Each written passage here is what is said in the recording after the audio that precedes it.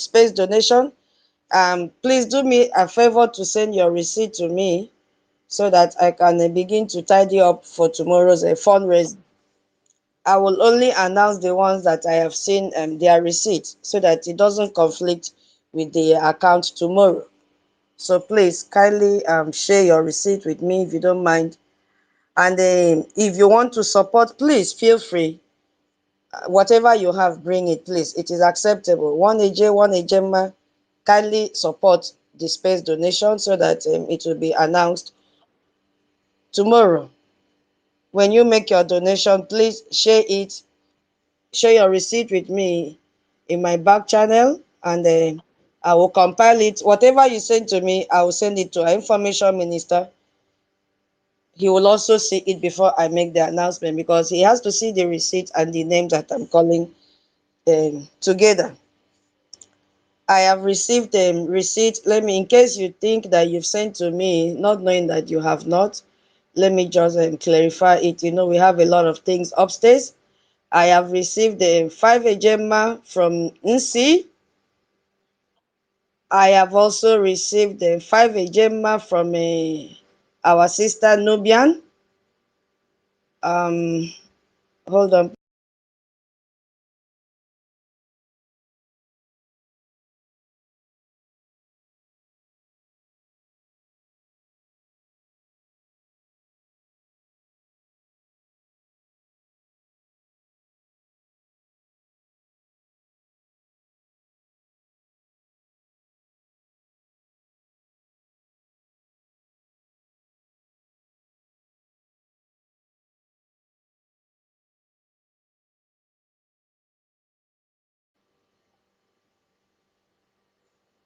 No, sorry. Benjamin, you know yourself, so I'll only announce the first name. Benjamin Tenejema, thank you so much. I have received, you have already announced this one, 5,000 from our brother Elias, Maz Elias. I have received 5,000 AJ also from our sister Ndidi Stella. Yeah, and 10,000 from tutors.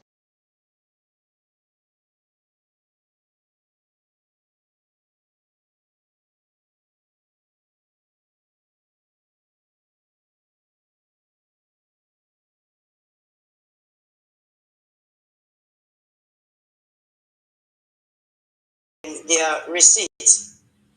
Yeah, so please just endeavor to give us something so that we can announce tomorrow. It's like we have more of a J than a Jemba. For 2 weeks, a Jemba has been 110, but now I think we have more AJ, but we need more Jemba as well. Let it tally.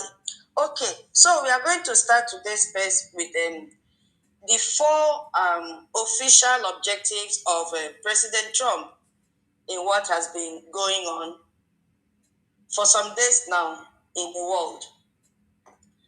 Before we come there, um, welcome once again to this breaky space. Please, if you stay for a longer time and you feel you can be a co-host, kindly give me a signal so that I can send the position. Yeah, I can send the request to you. Thank you so much. So, the topic says, Trump safe missiles for Nigeria terrorist sponsors. Nigeria deserve Epicfury. And this topic is coined from our Prime Minister, His Excellency Ogechukwu Nkeri, when he gave his last speech. And he made this request. So we are also going to look at this statement that he made line by line. Okay? Because it was very, very deep. So we will listen to every word that he made there on that during that speech few days ago, before the one he made yesterday when our information minister was having a program. Our Prime Minister said, U.S. Israel Epicfury on Iranian Islamic jihadist terrorists. President Trump, please reserve some bombs and missiles for the Nigerian Islamic terrorist leaders, because they are same species working with the Islamic jihadist terrorist regime, starting from Tinubu to the last governors, excuse me, senators, ministers, and he said it is all for at Biafra first. That was his statement that day. Because, what you just heard me read is not a social media reaction. It's not a frustration. Neither is it tribalism.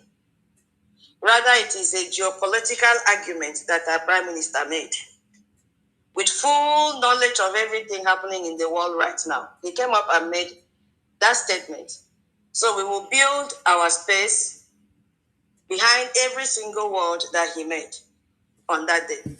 And if I take your mind back to what Donald Trump said on 4th of March, he said the United States of America is actively at war with Iran. Operation Epicfury is in its 4th day. That was the 4th day.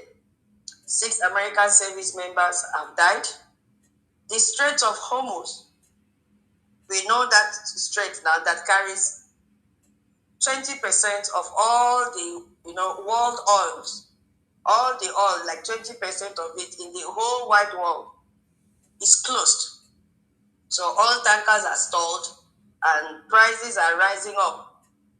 This place is just a small area, just like 33 kilometers, and it's located between Iran, Oman, and the UAE. And President Trump said that the operation could last for 4 to 5 weeks or even far longer. You see, so there is no play. And our Prime Minister, His Excellency Oge Chukwuemeka, is asking a very simple, logical, evidence-based question. And he said, if Trump named this operation Epicfury and called it a war against the Islamic jihadist and terror regime, what about the people in Abuja? That is his question. What about the terrorists in Nigerian government houses? What about the terrorists in Nigerian Senate who call the same terrorist ideology their brothers? Are they not the same species? That is the question that Prime Minister asked.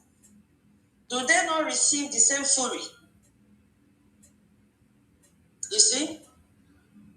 So that is the question our Prime Minister asked. And by the time we finish this space today, because we have to finish as it's coming up 8 p.m. Biafra time, so we'll be a little bit snappy. I think we will have a complete answer for the question that he raised. I hope you are still hearing me.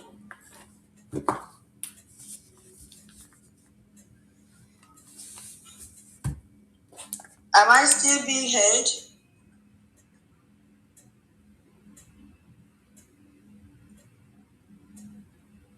Can I have a sign that I'm still being heard?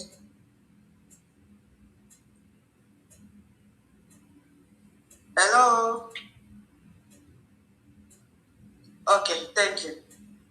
So, briefly, thank you, Mama. Thank you, Ben. Thank you, Samuel. So let's quickly just look at few events that happened. Thank you. Let's look at few events that has happened this week. Today is 6. On the 10th of March, while the world was watching America bomb Tehran and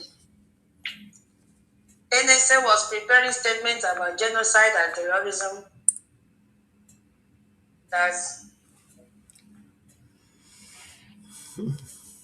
they loaded trucks with guns, heavily armed men and women, and they operated for hours, unchallenged.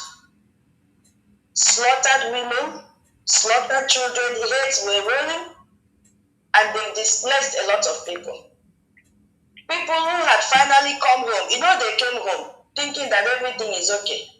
not knowing that as they are coming back, the terrorists are waiting for them. We have seen it in social media. We've seen the video.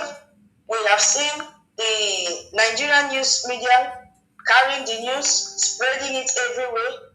We have also seen response from a Red Rally Mall, still calling on the Nigerian government to work towards that and all that. But I'm just saying in my mind that it is time for action. It is time for them to disintegrate Nigeria because terrorism will never end. There is nothing the Nigerian government will do to end terrorism. And the senator in that Borno South came out and said, they couldn't hide it again. I can confirm the killing of an unspecified number of civilians. Did you hear that? Unspecified number of civilians, soldiers and terrorists, when armed members of Boko Haram and ISWAP invaded one of my communities, Ngoshe. Maybe I can't pronounce it well, but you know what I'm talking about. The inability of the military to have a stationed attacked helicopter in the whole of the Northeast is a serious threat. The few attacked helicopters and fighter jets available have relocated to the Northwest and Central, which is very difficult to access when there is a strike in the Northeast. You see, this senator is telling us something very, very critical. There is not a single attack helicopter stationed in this area. And that is the heartland of Boko Haram insurgency. The region where over 1 million of people are displaced do not have one single helicopter. That is a region where ISWAT is mostly active. No helicopters, nothing. But the same Nigeria found $9 million to hire a U.S. lobbying firm to, create artificial narrative that there is no genocide going on in Nigeria. They had $7 million to fly by helicopter to the Boko Haram stronghold to pay a ransom. But they cannot station one to defend the people of this community from the same terrorists that they paid. You see what is happening in the contraption called Nigeria? So a senator representing that community came out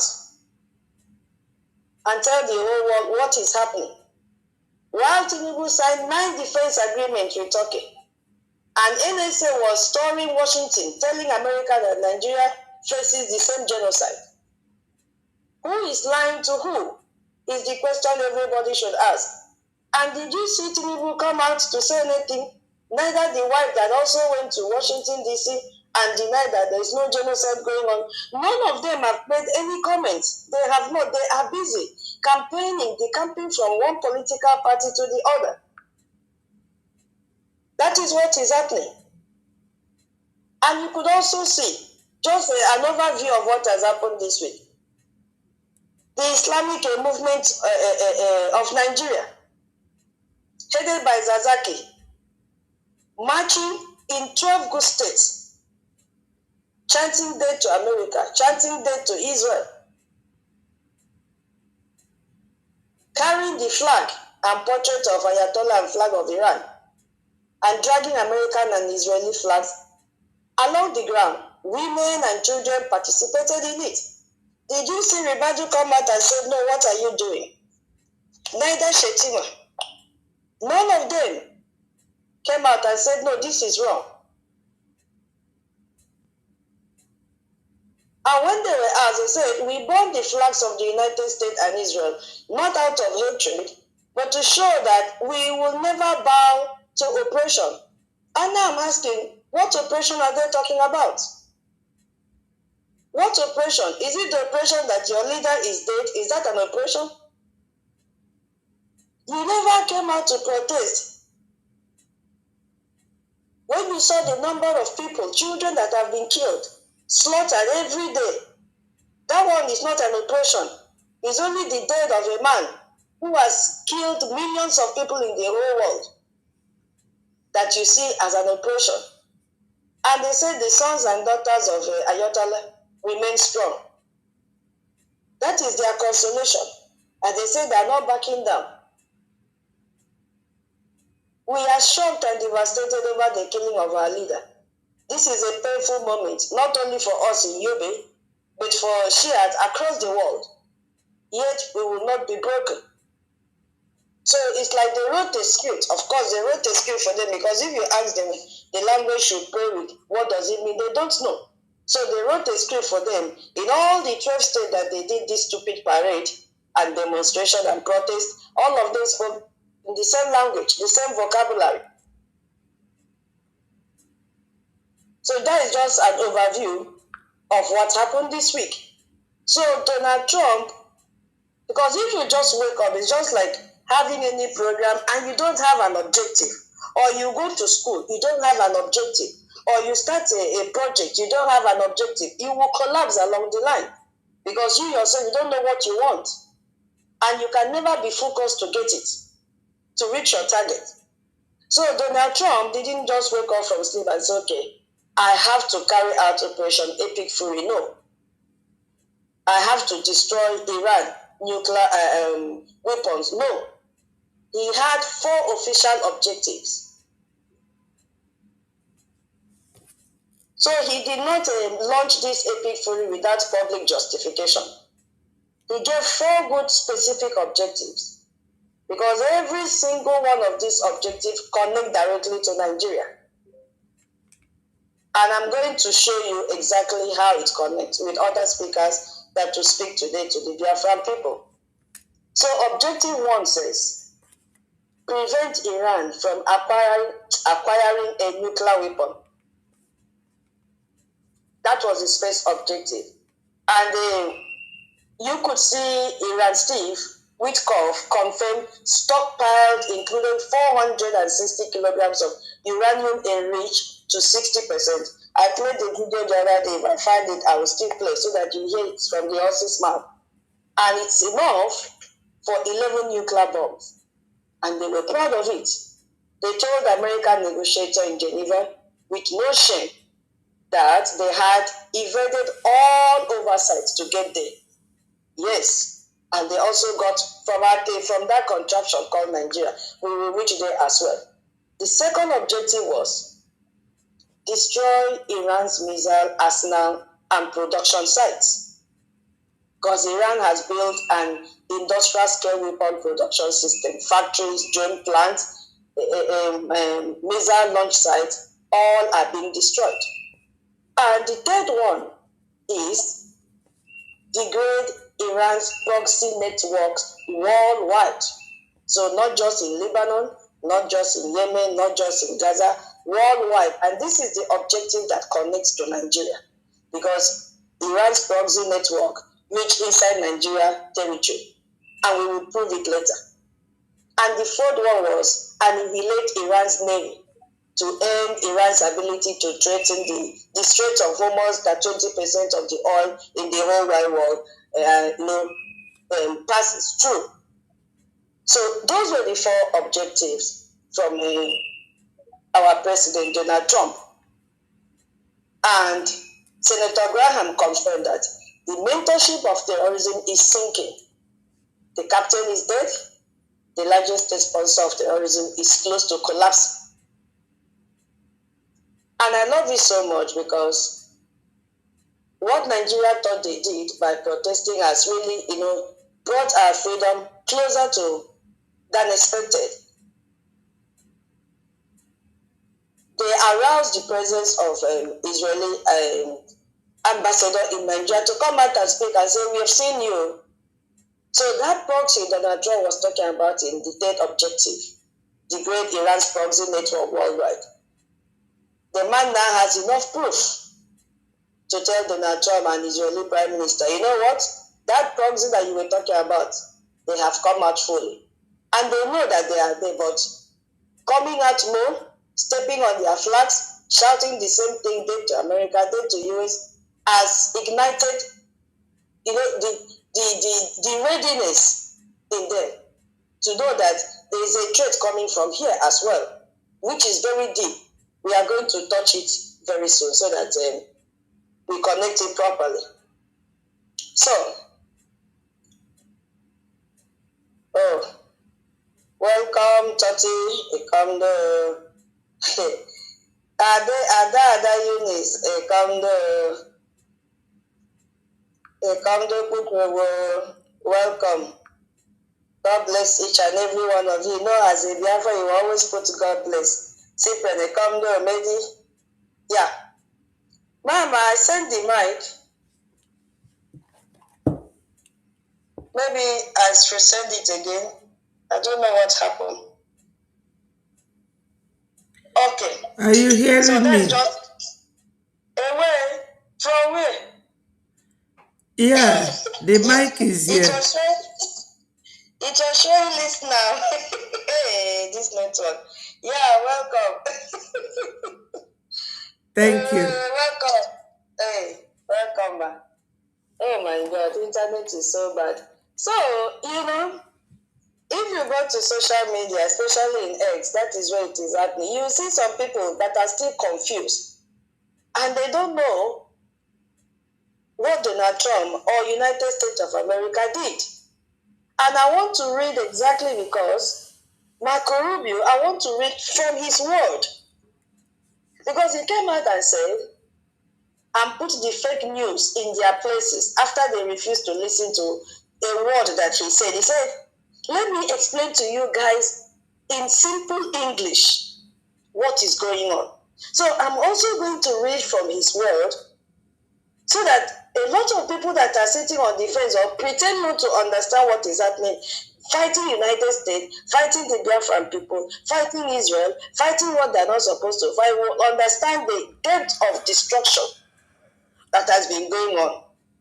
And nobody talked about it. Every year they'll be pampering Iran. So I'm reading directly from his word. He said, Iran is run by lunatics, religious, fanatic lunatics. They have an ambition to have nuclear weapons. And please, I would love somebody to help me find the meaning of nuclear weapons. Please, you know, I will not talk alone. It's going to be interactive, even though you don't have much time. It's okay, we'll manage the time. Please, I need help. While I read, somebody should find out the meaning of nuclear weapons.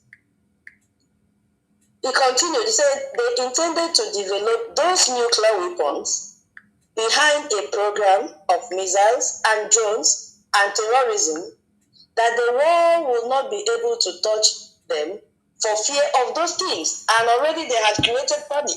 Once you mention it, everybody will say, no, don't take me there. Okay, thank you, Mama. Please tell us the meaning of nuclear weapons. Thank you. It says a nuclear weapon is an explosive device that derives its destructive force from nuclear reactions, either nuclear fission or a combination of fusion and nuclear fusion reactions producing nuclear explosion. That's it. Thank you. Thank you, my God bless you. So, in a layman's language, it is an explosive, but this one is bigger explosive than the one we know. This one, if they release it, it will level the whole world in one day. I believe I've been able, those that read physics, I know I tried now. Eh? It will level the whole world in one day. So that is what these people were preparing. And I'm going to continue. Please, if you have better understanding, you can also help. And he said, and this is the weakest they've ever been. Now is the time to go after them.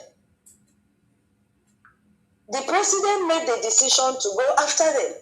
Take away their missiles, take away their navy, take away their drones, take away the ability to make those things so that they can never have a nuclear weapon. I'm still reading the message from Marco Rubio that said, let me break it down in a simple English for you to understand what we are doing and what we are preventing. And then he continued, that is why the president made this decision. It was the right decision. It was the right decision, and the world will be somebody's mic is on, and the world will be a safer place when these radical clerics no longer have access to these weapons. You see how far they are using them now. Imagine how they would use them a year from now if they had more of this. So we will systematically take apart their missile program. We will destroy their ability to sponsor terrorism. We will destroy their factories. We will destroy their navy. Those objectives are going to be met. He still had in mind the objective of Donald Trump. He said it will not be easy. There will be a price to pay for it, but that is a much lower price to pay than having a nuclear armed Iran. I think the English is even so simplified. Okay, I think somebody wants to answer what you mean by nuclear weapons. Okay, Simon Ekpa, One Media, your hand is up, please. Okay, thank you to us, the host, and all the ministers in the house, all the speakers, the listeners, both in space and those listening from other channels. My greetings to all of you. Yes, I want to try to answer the question, the meaning of nuclear weapon. But let me give a little background to how the nuclear station operates. So you see, a nuclear plant is built for good and for bad purpose. Some countries are using this as a source of generating their electricity, while a country like Iran is using it to develop weapon of mass destruction. That is nuclear weapon. Now, the nuclear station cannot be operational without uranium. Uranium is one of the major ingredients in running the nuclear power plant, which is a source of fuel to generate either weapon or electricity.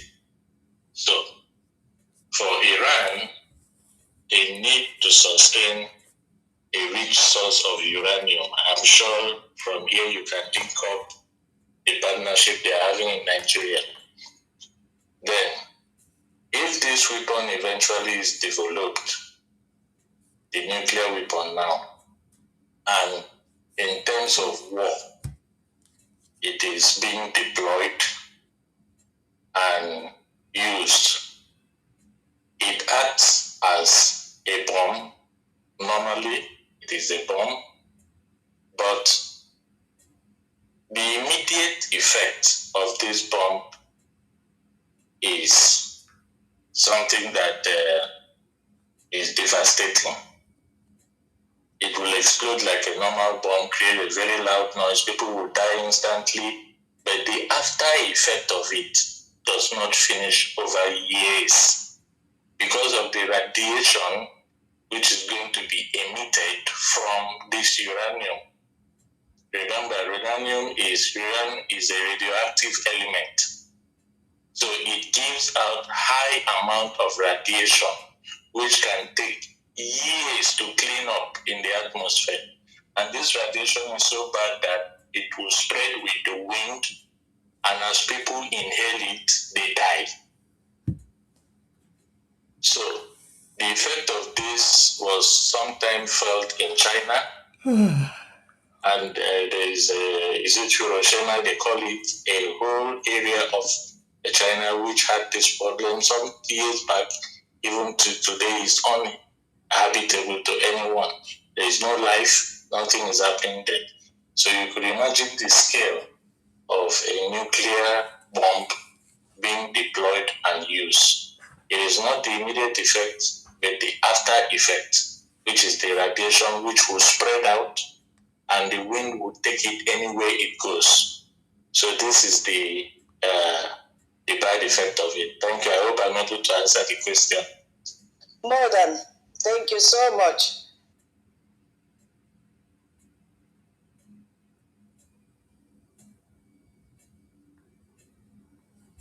Thank you. Thank you. Thank you. Thank you so much. You see?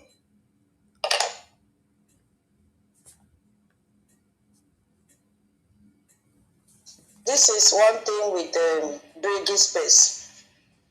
We have a lot of people to speak to, the Biafran people. You see, I was struggling. I did not know how to explain the effect of the nuclear weapon in a language that we will understand. But thank God there was a savior. I think it should have been somebody that read physics or studied physics, because the word is also using.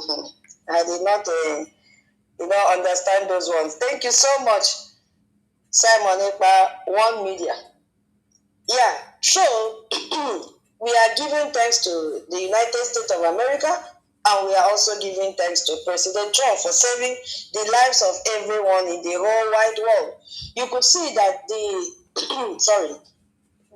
fight against this nuclear weapon has also united the world to some extent.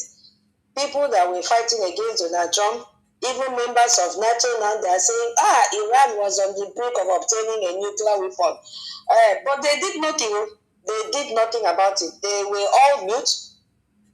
You could see Spain today, they have come out and still castigating. Why should Trump do that? 160 children were killed, blah, blah, blah. But they forgot about the thousands of Iranians that the Ayatollah killed within 2 months, up to 40,000. They had nothing to say about that, you know. And you could also see some people in the social media handle talking about what does Iran have to do with Nigeria? What does the war in Middle East have to do with what is happening in Borno, what is happening in Plateau, what is happening in Biafra land? The answer is everything. It has everything to do with it. Because Iran is not just a country that makes nuclear weapons. No. Iran is the headquarters of a global jihadist enterprise. And for 40 years, the Islamic Revolution Guard Corps, which they call the IRG, one of them is the IRG, the abbreviation is IRGC, has been the most active state sponsor of terrorism on the planet. And it has created Hezbollah in Lebanon. Like Hamas, it was the one that armed Hamas in Gaza, and it created and funded what they call Houthi movement in Yemen. So it supports jihadist network across Iraq, Syria, and the rest of them. If you go back to the objective 3 of Donald Trump, he said that he will do what? Degrade Iran's proxy network worldwide. So it has everything to do with Nigeria, because all these terrorist groups that I've mentioned are there in Nigeria. Nigeria has 22 or more by now terrorist groups in Nigeria. So the same ideology drives Boko Haram and all of them. The same ideology drives ISWAP. And all of them in that country, that contraption, that shithole country. And they are there killing people without any remorse. Look at the NYSC copper. I'm told he's also a Fulani like them. After collecting 10 million, the guy is dead, so handsome.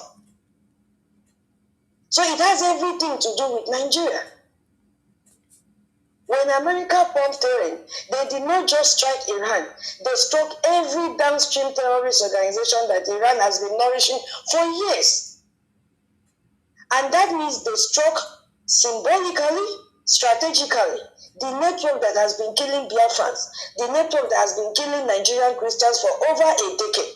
Because I'll also let you know when Iran came into Nigeria fully. We are coming to that. I just pray God should give us time. Some people are also saying, "Oh, that is too far." I go around and I read people's reactions when there is a trending news. You are comparing Nigeria to Iran. I saw somebody making that comment. How I wish they are here. Yes, we are comparing Iran to Nigeria and Nigeria to Iran. Because under this Ayatollah that just died now, that is a government that used religion as a weapon of political control, suppressing the minority. Is it not happening in Nigeria? He also ignored international law. He used financial instruments of the state to fund terrorism and called those who resisted them enemies of God. Nigeria is also under the current power structure that we are talking about. Nigerian government government is also using religion as a weapon of political control, suppressing the Biafran people, suppressing the middle belt Christians. That is what is happening. So Nigeria is Iran and Iran is Nigeria. Nigeria has also ignored court orders. Today they have released Abba Kyari. He's a free man. Sunday Igboho is a free man. All the terrorists have been released. They've released hardest criminal terrorists when they paid $7 million. Those that kidnapped the student from Knight St. Mary's School. They freed everyone. It's only our Onyendu that is locked up because our people, all of us, agreed him to be locked up. They are sharing their cakes one by one. We have seen it in Onitsha Market, how they are demolishing Onitsha Market. So Ludo is in charge of that. So Nigeria is Iran and Iran is Nigeria. And they have called all of us that have resist criminals, terrorists, separate. Is there any name that they've not called us? So they are calling terrorists their brothers. So the difference is not in the nature of the regime. The difference is in the international attention it has received. Iran had decided, for decades, sanctions to give to people, kill people, do whatever they want. Nigeria, the same thing. Because of its oil, because of its size, because of the West's complicated interest, has been shielded from the same accountability. But the time has come now for Nigerians to be exposed, which our government have started exposing. Because their own will not last as the one in Iran. So by that, shield is cracking. The shield is cracking right now. The US Congress bill is there for them.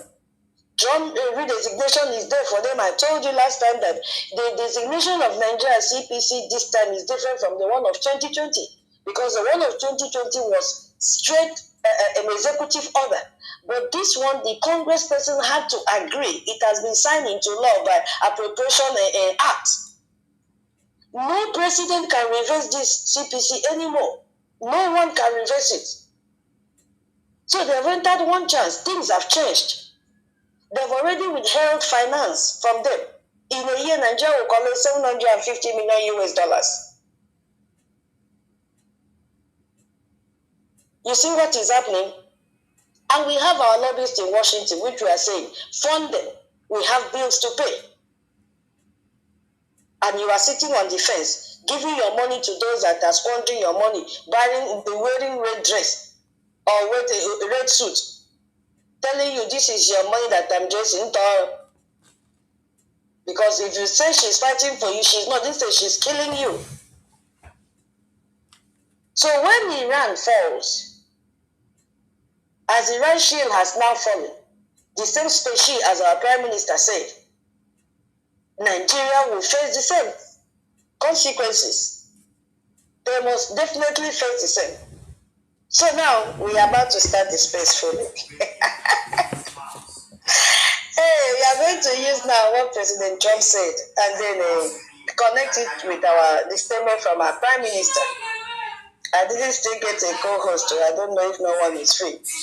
So, over the last 36 hours, the United States and its partners have launched Operation Epicfury, and it's one of the largest, most complex, most overwhelming military offensive the world has ever seen. This is Donald Trump's word.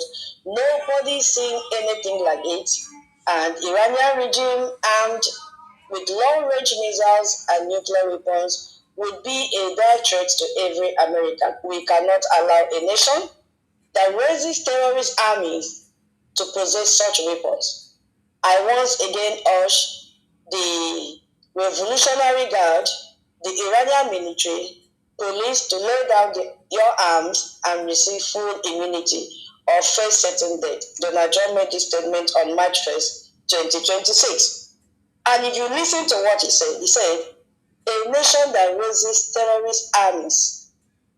That is Trump's phrase in that statement that he made. That is his justification for Operation Epicfury. A nation that raises terrorist armies. deserve military action.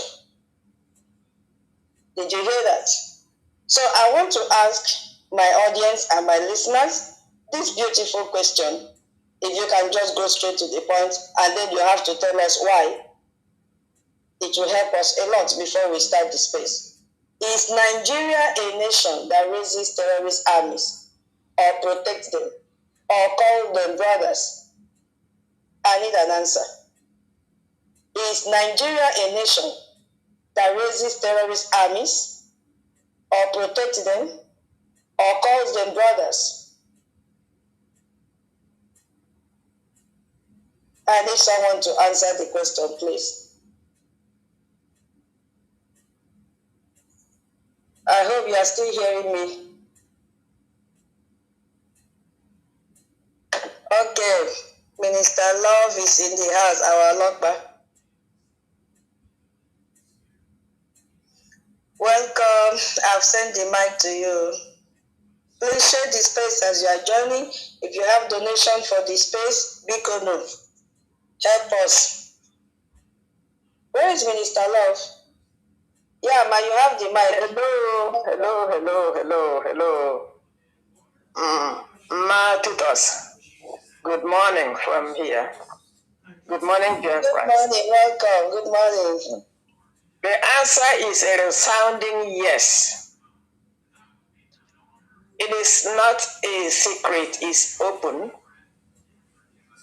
Zero or whatever you guys call him, I don't even have interest knowing their names because their names are just as bad as their behavior. So I don't have space in my brain for them. He said the terrorists are his brothers. Whoever else, I think Dade Buhari said an attack on them is attack on the North. I mean, it goes on and on and on. So the answer is yes. And you do not treat cancer. You take it out. I saw their little ones. You see, you know why it is difficult to get rid of these people? It's because it is part of their custom. They train their children with hatred. They feed them hatred. So when they become an adult, you want them to change? No. They can't change. So that's who they are. You know. What's the other arm of your question? It was together, it was just an answer, then you give your reason, which you have done. I really appreciate. It was do they protect them or call them brothers? I still sum up into one question. They are the brothers. They are one and one. Like whatever his name said that Islam and Sharia is one and one. They are all one and one. Exactly. Exactly. Thank you. God bless you for your submission. 1 million, Minister. 1 million. I've sent you your mic. Ma'am? Yes, ma'am. I'm going to send a receipt of 20 ejema to Adabeti. Hallelujah. Hallelujah. Thank you. Guinea. Hey, Guinea. Thank you, Minister Lopa. God bless you for supporting this space. God bless you. We really appreciate. I want to address one person here that put a comment in the comment section. What is your name, sir? Chere, I will find you out. I want to ask you, you are saying that we are busy talking about Iran. I don't know why you left. Your name is RedTextX. That we are busy talking about Iran and other countries. And these people are creeping into the southeast. What have you done? Yesterday, a monarchy... Is he not a human being? I wonder, a monarchy... Is he not a human being? Such a coward and idiot he is. Why was he running away? I don't know why he left here. What have you done? Okay, he's here. What have you done? Who is he expecting to go and rescue his people? Damn fool. What is your contribution? Give him mic, please. Give him. No, we cannot waste our time on this idiot. You are coming to tell us what we are supposed. What have you done? Show us your receipt. You think we will fight the fight with our saliva? Bring your money and support your freedom. You are there casting us what we are doing. Monarch is being killed, blah, blah, blah, the entering Southeast. What are you doing? You gave your money to Rabu Fulani. I've just checked your profile. You have not done anything regarding to Biafra. Oh, so you know that it is a Biafra Republic government in exile that should do something. Show us your receipt. You want to tell me you don't know our website? Okay, fine. For benefits of that, let me tell you our website. www.biafrarepublicgovernment.org. All in full. Go there. Go there, click that link and support your freedom. That is what you are supposed to do. I am asking for space donation. Now, you've not given us one Niger or one Nigeria. You are here telling us how they are dying, that we should stop talking about Iran. Are you not one of those that brought Iran to Biafra land? Is it not one of you? Just maintain yourself here. If you want to stay here and learn, you shut up and stay here and learn, or you get out. What do you mean?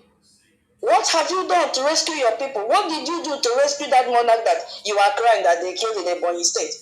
When we tell you fund your freedom, look at the handful of people that are funding, bringing money. You are there sleeping on local form, drinking 10 cups of coffee in a day, eating one leg of chicken lap.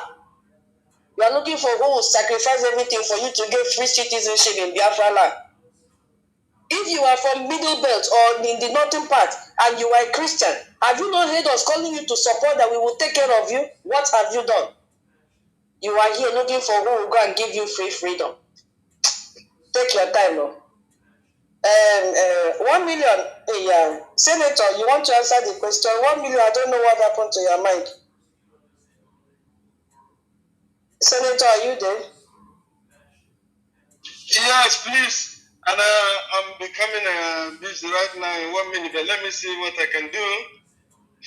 Of course, those people, that is what they are doing, because they are their foot soldiers, which they have been saying it. Women said it, all of them say it. These are the people that they use to kill our people, you know. They recruit them because they only want them to be doing their dirty jobs. You know, it's not something that is to be argued or something like that. Rather, we just have to make the world aware of what is happening. Yes, of course, they recruit them only for that dirty job, to kill our people. Thank you. I'm busy now.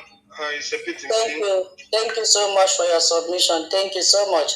Yeah, the answer that all of you have given to that question is the answer to everything our Prime Minister is saying here. And we are going to look at the criteria that Trump will use, have already used to justify the bombing and say, if it relates to Nigeria, does Nigerian government fund terrorism as state policy? The answer is yes, and I have proof. AFP, February 23, 2026 investigation that they carried out. They said that $7 million in cash was transported by the Nigerian government using helicopter to Boko Haram in Goza, and they handed the money directly to the commander, Ali, in exchange for the 370 Catholic school children that were kidnapped. And the helicopter belonged to the Nigerian government. The money was authorized through who? The office of NSA, who is calling the terrorists his brothers. 4 intelligence sources carried out this investigation. The NSA of Nigeria committed the very crime his office is supposed to prosecute. So you could also see that US Congressman Scott said that $697 million has been used to fund Boko Haram. So yes, in the first criteria, Nigeria does the same thing, funding terrorism. So the Epicfury should reach Nigeria as well. Nigeria rehabilitation program for Boko Haram fighters have also spent billions of naira with no verifiable reduction in attack, nothing. And this program functioned as documented by AFP and security researchers, is seen as a way to equip these terrorists more and more to kill people. So you do not spend 100 billion naira rehabilitating your enemies. That is what they are doing, because Ribadu said they are their brothers. So he's spending $100 million or naira or 200, whatever the amount is, to rehabilitate his family members. So Nigeria has made the first criteria. And the second criteria is, does Nigeria build proxy terror network that kills its people? The answer is yes.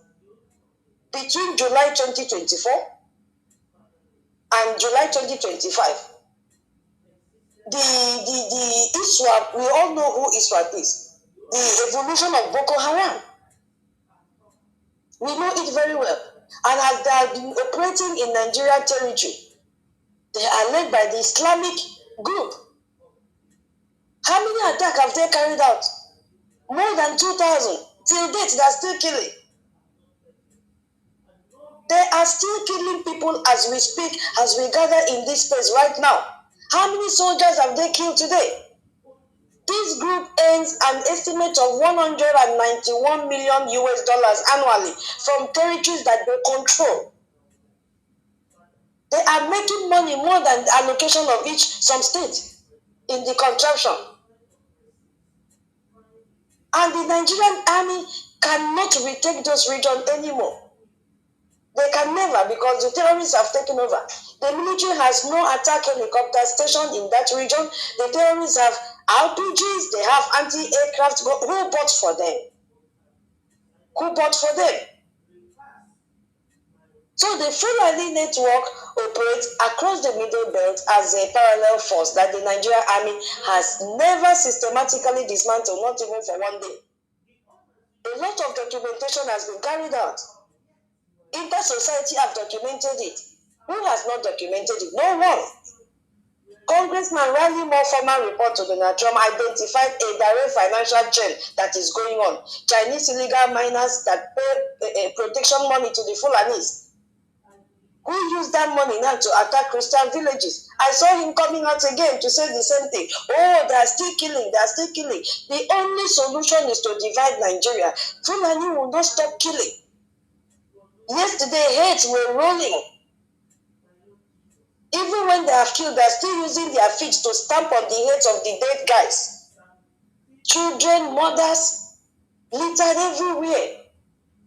There is no other solution.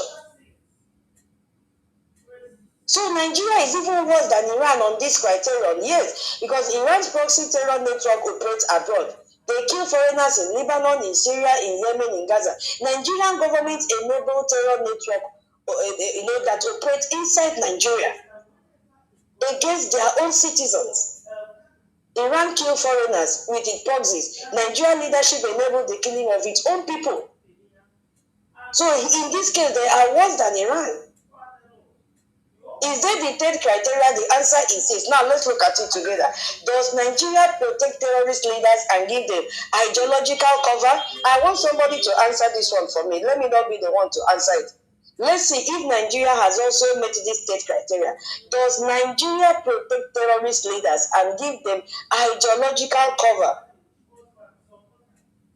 Who is ready? I said I will not talk alone. I have answered two. Now this is the third one.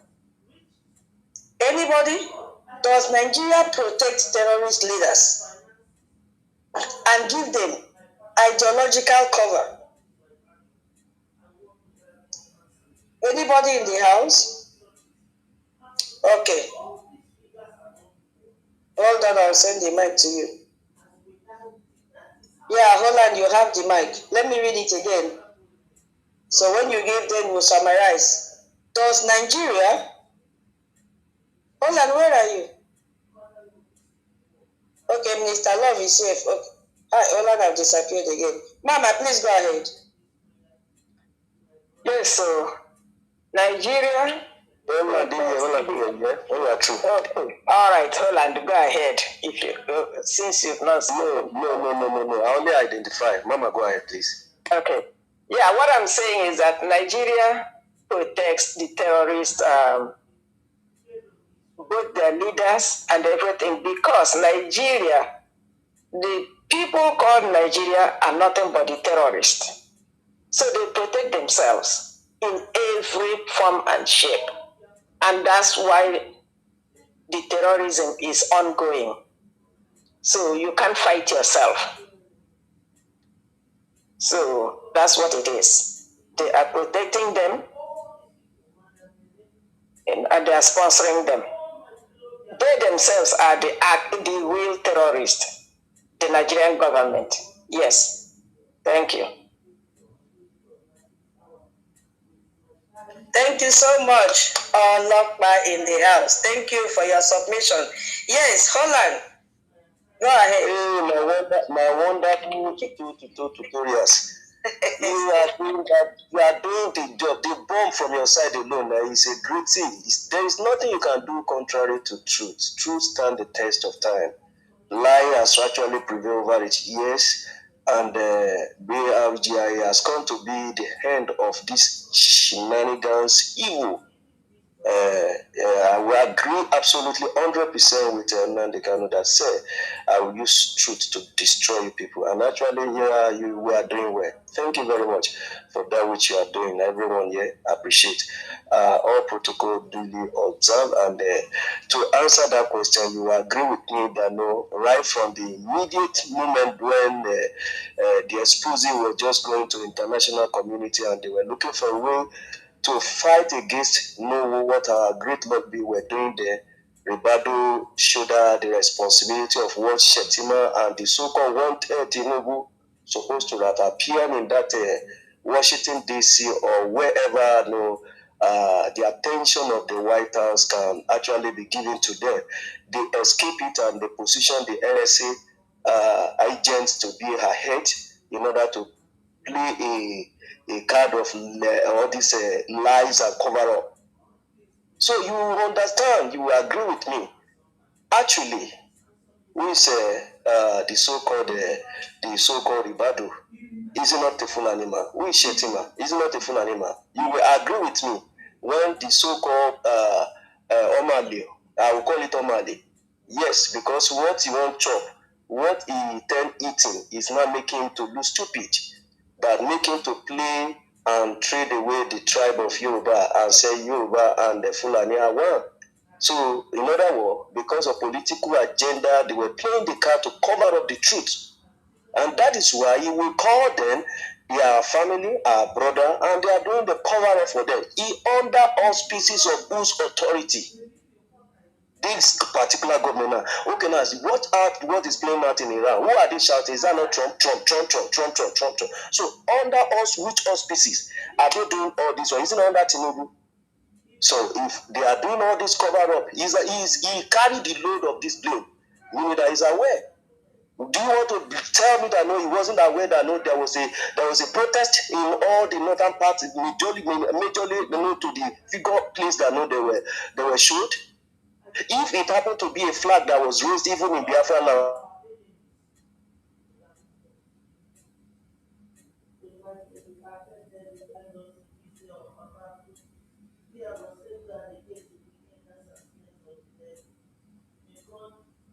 I think we've lost him. Uh-oh. Sorry about that, Holland. Internet has dealt with you. Yeah, 1 million. I don't know what happened. Yeah, his submission is... In some seconds. In some seconds only. I have some seconds, please. Yes, they protect their leaders. That is why, because since Gumi has been doing what he is doing, sending the terrorists where to go and kill and all that, and he has never been one day intercepted. He has never been arrested. You know, he is their leader. He is not the negotiator. You know, and that is why they also have gotten the names of the combination of the names of the sponsors, and they have not arrested even any single person. Thank you so much. Thank you. Thank you, Senator. That was very snappy. Yes, my people. Does Nigeria protect terrorist leaders and give them ideological cover? The answer is yes. We saw it a few days ago with Ribadu. Ribadu came out publicly and stated that Boko Haram fighters are their brothers. and Nigerians as well who cannot be prosecuted. You cannot cut off a diseased hand. Instead, you have to pamper and heal the hand. And the General Onoja also made the same statement the following day that these were not slips. They were coordinated official messages that these people told the whole world that, come on, we cannot kill our people. We have to protect them. We have to treat the diseased hand. They are one of us. And let's see God's understanding. They may change their mind. That was the message Ribadu, the man who is in charge of security in Nigeria, the highest man that is in charge of intelligence, security intelligence in the whole country. The man who whispers anything that has to do with security to the president's ears and speak to him, and he will understand. He will break down the event in real life to Tinubu. That is the man that came out and said he is protecting his brothers. So they pass this message to me and you. And somebody is here asking us what we are doing. Terrorists have taken over the Biafra land. And you ask him, where is your receipt? What have you done? The answer is no. So the highest security official in Nigeria told every soldier, every police, that these are our brothers. Do not treat them as your enemies. So they are protecting terrorists. And you've also considered Zazaki, the man who Ayatollah used to inaugurate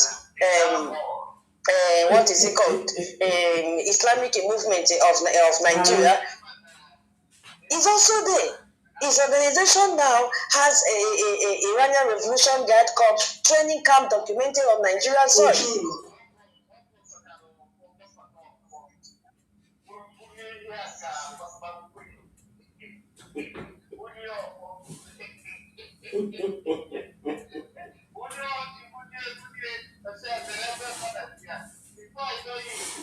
Can you hear me? I don't know whose mic was on, it was glitching. So, what did he do? His movement has received hundreds of thousands of dollars directly from Hezbollah financial network. That is what he has done. And as you know, confirmed by US Treasury designation, his members were found with Hezbollah weapons arsenal in Kano.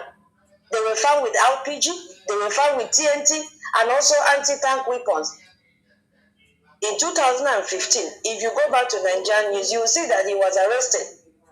What happened? He was released. Free of charge, just like they released Abba Kyari today. Abba Kyari that has committed lots of murder in Biafra land today is working as a free man. And this Azaki today is living freely in Abuja. And at that time, they said, oh, they have banned the organization in 8 states. They've banned every form of march in 8 states. Was it really banned? The answer is no. We saw them yesterday stepping on the flags of Israel and United States of America, shouting death to Israel, shouting death to America, because their leader is no more there. No one prosecuted them. Ayatollah that just died spent 47 years building the doctrine that jihadis are warriors for the faith who deserve state protection. And that is what Ribadu is doing. They also deserve state financing. Have we not seen on using the headline of rehabilitation and they use that to pump money to them? We have seen it.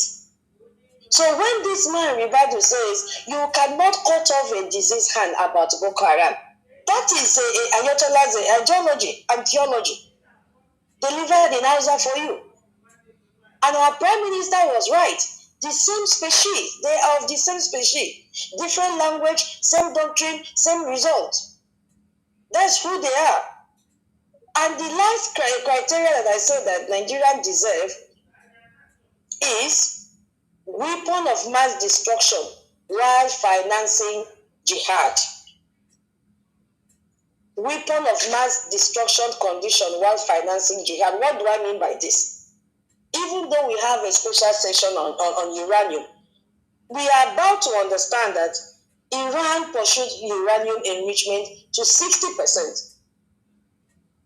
Enough, this 60% is enough to create 11 nuclear bombs. while funding global terror everywhere. So this is exactly what triggered Operation Epicfury.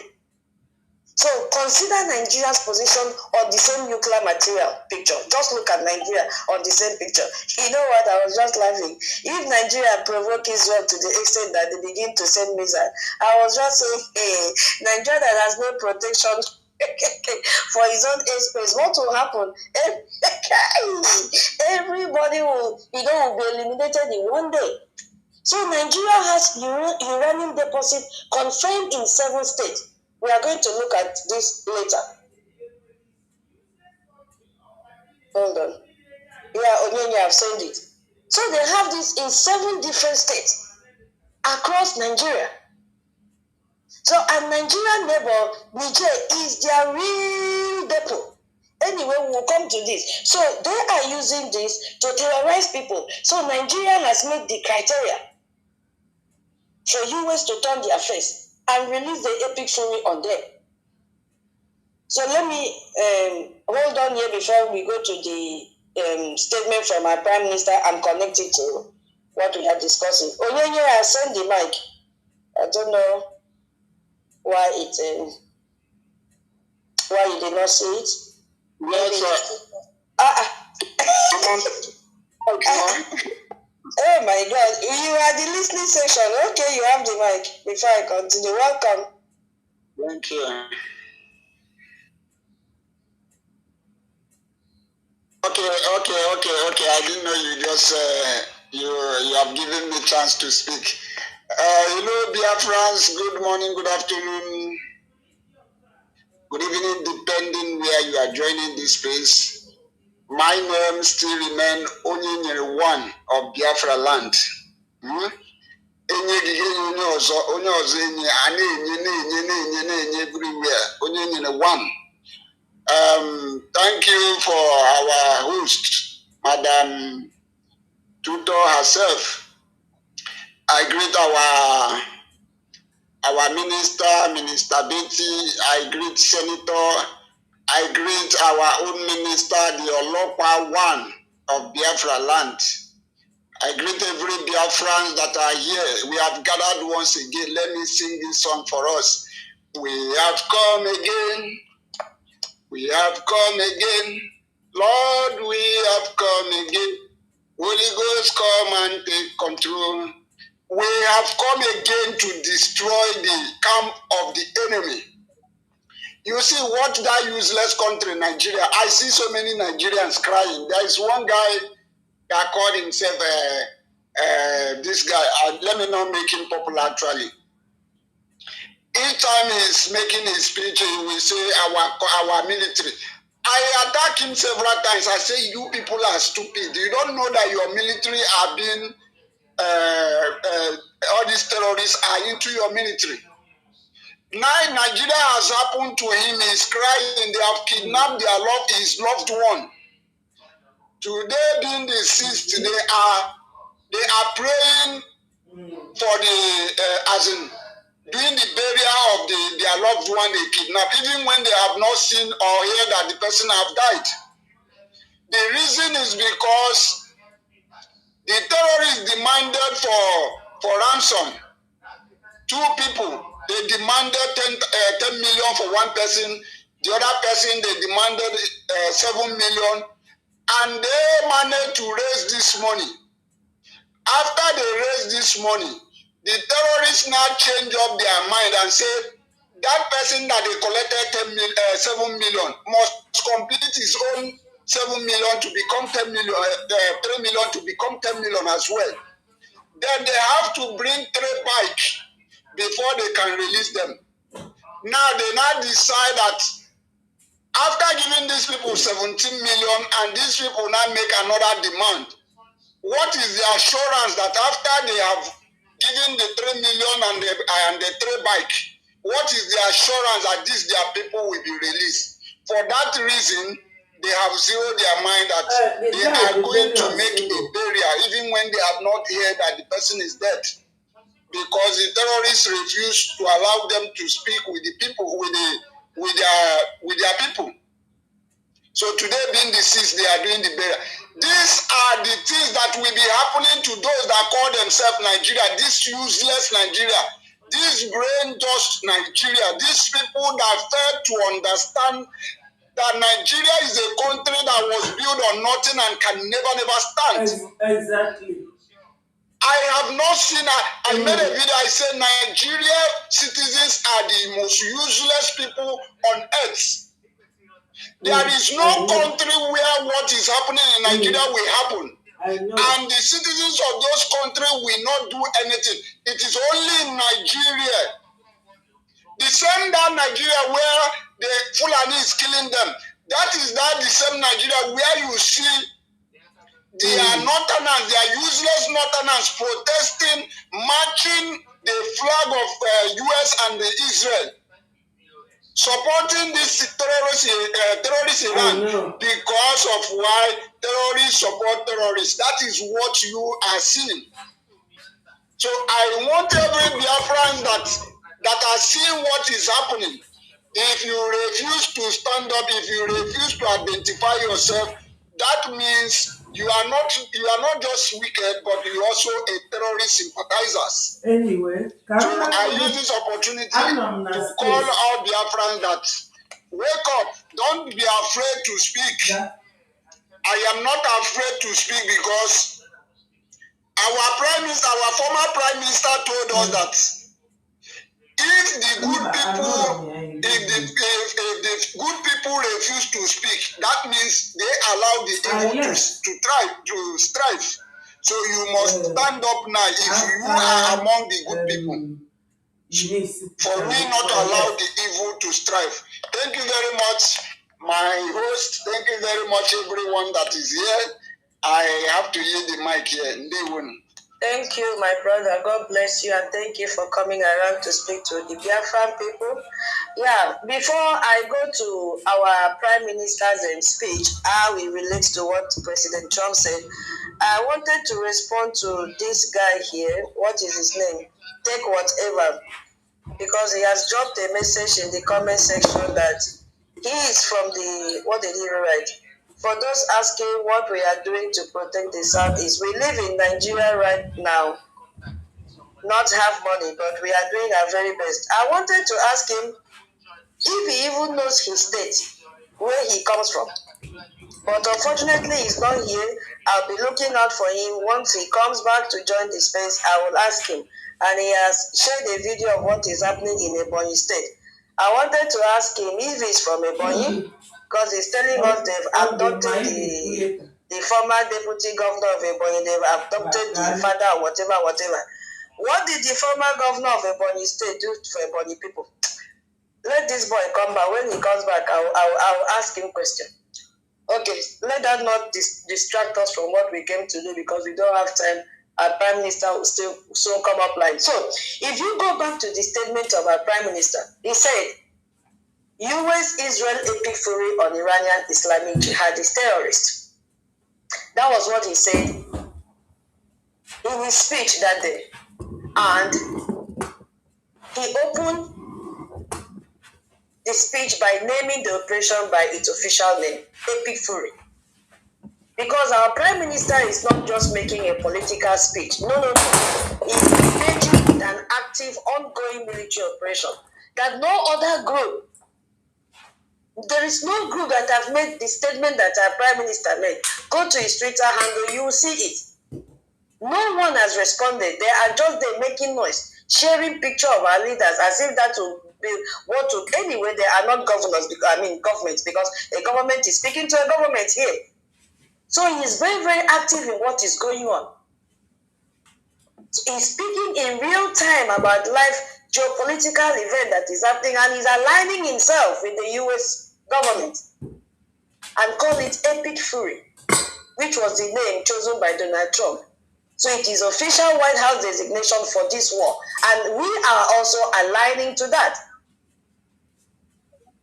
So Epicfury on Iranian Islamic jihadist terrorists. The Prime Minister is using the same language Trump is using. Trump called it a war against a regime that raises terrorist armies and fund jihadist network, which was done by the Supreme Leader of Iran. Our Prime Minister is also acknowledging what the world is watching. The head of the global Islamic jihadist terrorist network has been killed by the American people. We are on the same page with the US government. Go and listen, go and read the second line. Our Prime Minister said, President Trump, please reserve some bombs and missiles for Nigeria's Islamic terrorist leaders. I don't know if any of you have gone to his handle or if you have even retweeted what he said or what he tweeted there. Please reserve some bombs and missiles for the Nigeria's Islamic terrorist leader. This is not emotional. No, it is a request. The request follows logical form from Trump's own standard. It's not emotion. Trump's own standard was started in 2025 December when he bombed Sokoto using the airstrike. And he has said 3 things in that statement. I want to read it again. Maybe we have forgotten. He said, tonight, at my direction as the Commander-in-Chief, the United States launched a powerful deadly strike against ISIS terrorist school in northwest Africa, Nigeria, who have been targeting and viciously killing primarily innocent Christians at levels not seen for many years and even centuries. I have previously warned these terrorists that if they did not stop the slaughtering of Christians, they will be held to pay. And tonight, there was. There will be many more if their slaughter of Christians continues. So if you listen to that statement, you've seen that President Trump said 3 things in that statement. And the first one was he identified the target, and the target was ISIS terrorists, killing Christians. And number 2, he delivered action, which was the bomb on Christmas Day. And number 3, he set a benchmark. There will be more if the slaughter continues. Now, here is the critical update. Since that December 2025, at the documented and verified rate of 100 Nigerian Christians killed every day. Every day. So Trump's own benchmark, they are, if more if the slaughter continues, has been triggered already. That's the reason you saw Israeli ambassador came up today and said, hey, look here, we have seen what the Zazaki group is doing in Nigeria right now, Islamic movement of Nigeria. We have seen what they are doing. They are terrorizing the whole nation. You have triggered something. It was not somebody that drew his attention to them. No, he saw it for himself. And I know Israeli Prime Minister have seen it because he has to report to his boss. And once Israeli Prime Minister have seen it, Donald Trump has also seen it. Secretary of the Department of War have also seen it. So they have triggered because they said more if the slaughter continues, and the slaughter has been, happening every day, consistently, no break, since December 25th. So they have triggered. Now, if you look at who the airstrike really bombed, there's a confusion here because from what Chatham House reported, Chatham House now is beginning to expose Nigeria. I'm going to go and take their own message, what they said when the bomb was carried, the airstrike was carried out. Because according to Chatham House report, we know it is an international, prestigious international, what do they call them? Think tanks that they have there. Let me just use that word. They carried out the investigation and they found out that, and I'm going to quote from them, they said, the strike appears to have targeted the Lakarura group, a small band of Islamic militants primarily focused on intimidating and shaking down locals in remote parts of northwestern Nigeria. This was Chatham House, and they reported this January 30, 2026. Lakarua, a group that shakes, did you hear that, shakes down locals, not Boko Haram, command structure, no. Not ISWAP, Northwest Stronghold, no. Not the financier who pays the fighters, Mbano. Not the politicians who call the fighters brothers. No, not NSA that paid $7 million on Boko Haram stronghold by helicopter. No. Why did Trump target this, get this target? Why? Because the targeting intelligence was provided by NSA office. I am not the one that said it. It is Chatham House that exposed it. That it was NSA. You know that they shake hands with those in Chatham House. I'm not the one that said it. It was Ribadu that Chatham House said was the one that gave the intelligence, targeting intelligence was provided by Nigeria NSA office. This is the same man who said terrorists are their brothers. So Nigeria gave America a small, contained, manageable target to produce as headline. This is from Chatham House, while protecting the real system. And then Nigeria paid $9 million contract to US lobbying firm to make sure that that management of narrative continued till date, even though it has been countered by the Biafra Republic government in exile. So when our Prime Minister says, Mr. Trump, reserve some bombs and missiles for Nigerian Islamic terrorist leaders, he is saying the foot soldiers have been bombed. The architects of the system are still in their government houses. Somebody like Soludo, still giving press conference, still signing Turkey's defense deal, still calling terrorists brothers. Mr. Trump, you said there will be more. Yalla, release more. That is what our Prime Minister is asking Donald Trump to do for us. To engage the terrorists. Because he has fact and evidence. Go to the third line. He wrote there, because they are the same species working with the Islamic jihadist terrorist regime. This is the most powerful phrase in the entire statement made by our Prime Minister. The same regime, the same species.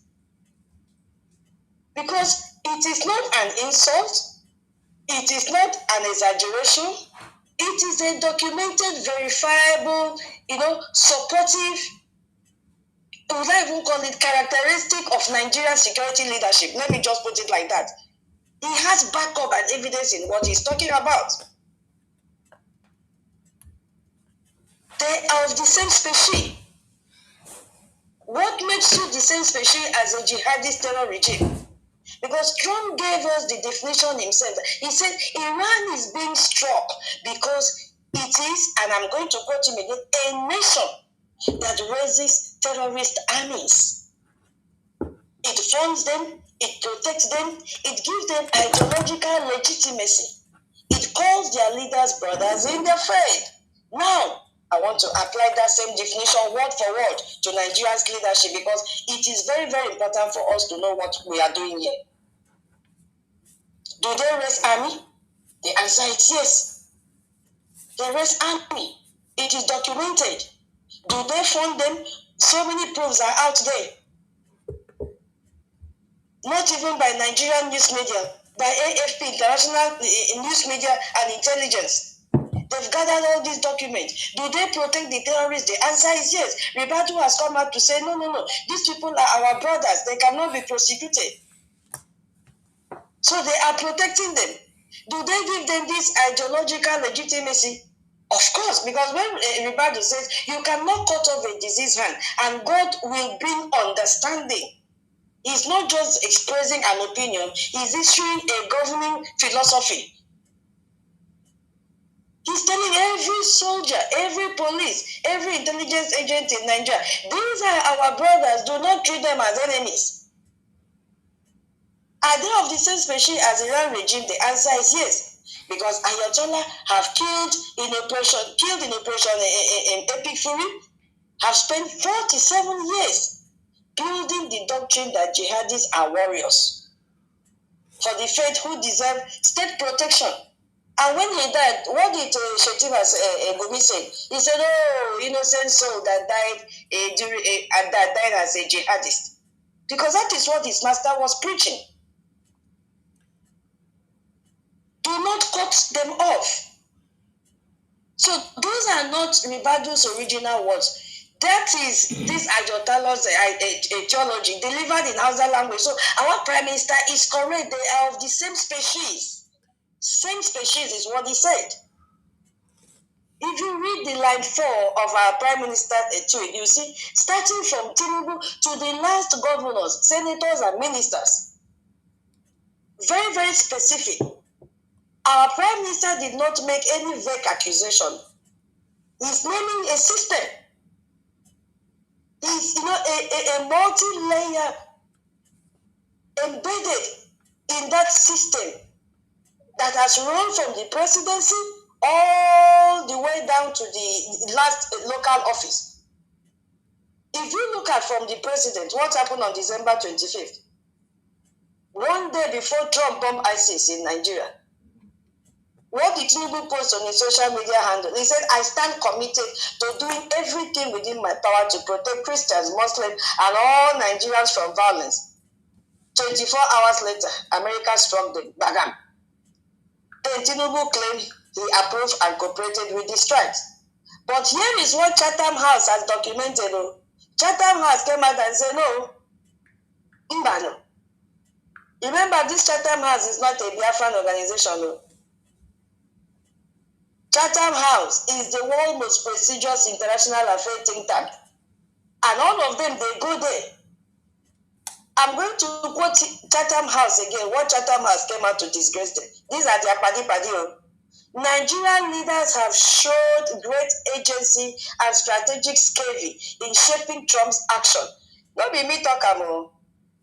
It is Chatham House that said it after the airstrike in December.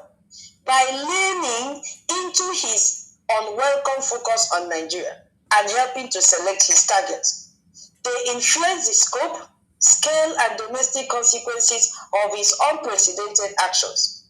Tinubu deftly used them to secure more military aid, intelligence reports, and political capital in Washington.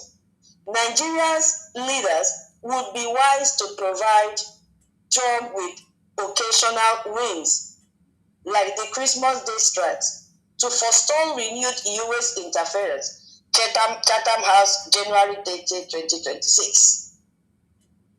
No be me talk about na Chatham House. So Chatham House is saying Tinubu managed Trump.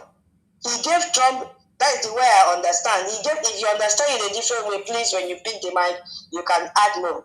He gave Trump a win, which was this small, contained political convenient bombing to prevent Trump from looking deeper at the real system. The people who coordinated helicopter ransom deliveries to Boko Haram. So the people who called terrorist brothers, the people who signed Turkey defense deal, Tinubu gave Trump Lakarua, a group that shakes down local farmers and said, here is your Christmas present, now stop looking at us. So he distracted, according to Chatham House, he distracted the United States of America intelligence, and they feel that they don't know what US is doing, right? And just say, okay, go and bomb this local, this cohort of Lakarua. Maybe Lakarua did not really want to submit to them. They say, okay, let us first of all give them this handful of terrorists to bomb, so that they will say, okay, we have shared intelligence with them, while we maintain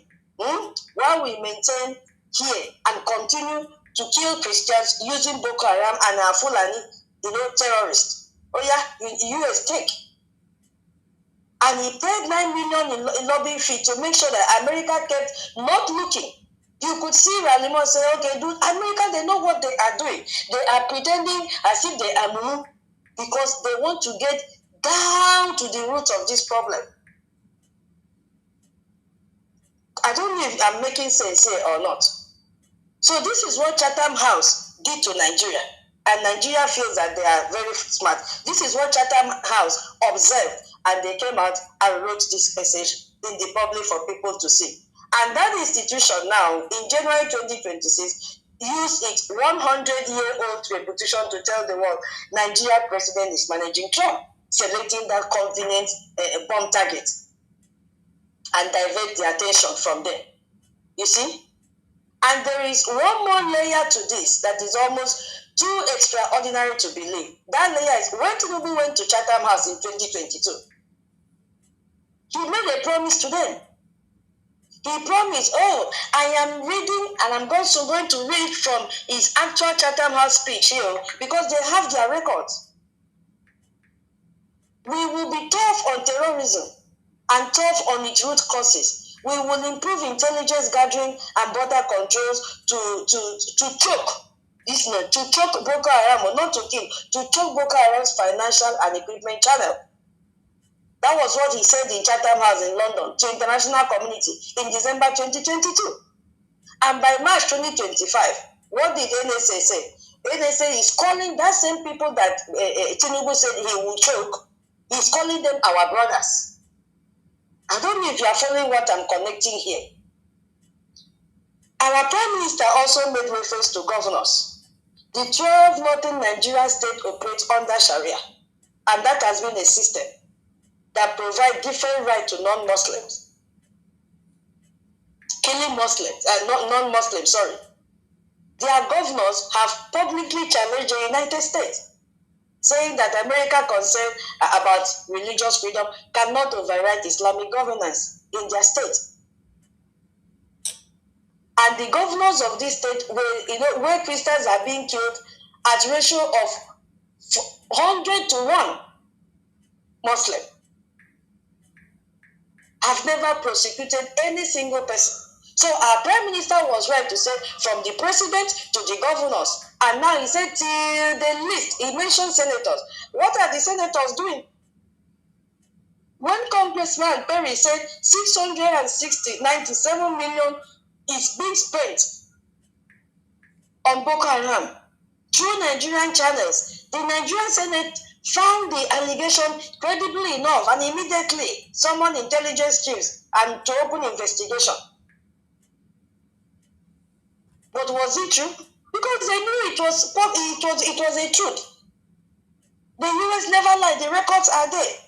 But the question is, in all the years of Boko Haram, in all the billions spent on rehabilitation, has the Nigerian Senate passed a single piece of legislation creating independent audit? The answer is no. But they knew that they were receiving such amount of money. But no audit, nobody was held accountable. That was why our Prime Minister connected the Senate as well, that they are all the same. And if you go to line 5, it says, it is all for Biafra first. All for Biafra first. There is no government. There is no Prime Minister right now that is seeking for the freedom of the Biafra people than His Excellency Ogechukwu Nkeri. It is all for Biafra first. It's not just a closing statement that is made. He is issuing a declaration of strategic direction before every other consideration, before party politics, before individual careers, before the comfort of quiet lives. Biafra first. This should strike each and every one of us that is sitting on the fence. Drop your academic qualification aside. Drop your ego aside. Drop your jealousy aside. It is Biafra first. Why shouldn't we sing this like Hallelujah chorus? It is Biafra first. Every Northerner who supports Sharia and blasphemy law is a supporter of terrorism. Nigeria has been operating Sharia since 1999, since they put it in their constitution, 1999 constitution. Wherever the Muslim elite does is in the interest of the Muslim people since 1999. The reason Nigerian military and other security agencies, protect the Fulani killer Ismail is because of the Sharia law that has been embedded in 1999 constitution. Because as long as Nigeria exists in its current form, with NSA calling the terrorist brothers, a president who manages American president according to Chatham, thinking that they don't know what they are doing, with rehabilitation program funding, embezzling money, illegal mining by the Chinese geologists. As long as that Nigeria exists, there is no future for me and you. There is no future for Christians in that country. There is no future. Whatever they are doing aligns with the 1999 constitution. There is no Christian mention in that constitution anymore. All It's Sharia, Sharia, Sharia, Sharia. So the Prime Minister, His Excellency Ogechukwu is saying, we are not reforming Nigeria. We are not appealing to Nigeria. We are not begging Nigeria. We are building Biafra. And everything we do, every space, every congressional hearing, every international forum, every legal filing is done with one strategic priority: Biafra freedom, Biafra first, Biafra always. Look at the stress it's going through. So, and Operation Epicfury just proved one thing. When a government enables terrorism long enough and stubbornly enough and publicly enough, which is what they're doing, Epicfury finds it. Our Prime Minister is simply asking that Epicfury should be consistent and transferred to Nigeria immediately. I will use my mic here before we go to Crink, and this was where we stopped in our last space. Yeah, we need to understand this new formation that is fighting the Western world. Crink. So I don't know if anybody have anything to contribute to the statement from our Prime Minister before we proceed. I don't know today. I don't have co-host. Oh yeah. Okay, let me send to you. Can anybody still hear me?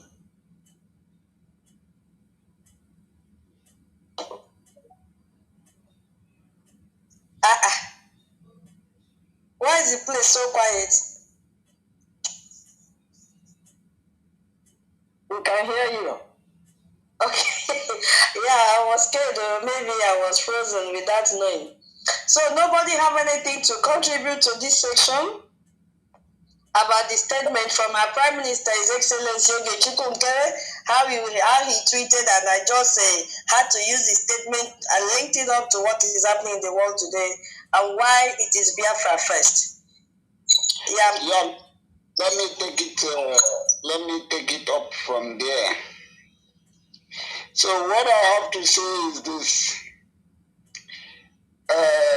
Speaking on the tweet that was made by our Prime Minister, Mazi Ogechukwu, it is very clear and glaring that we need America to come and intervene.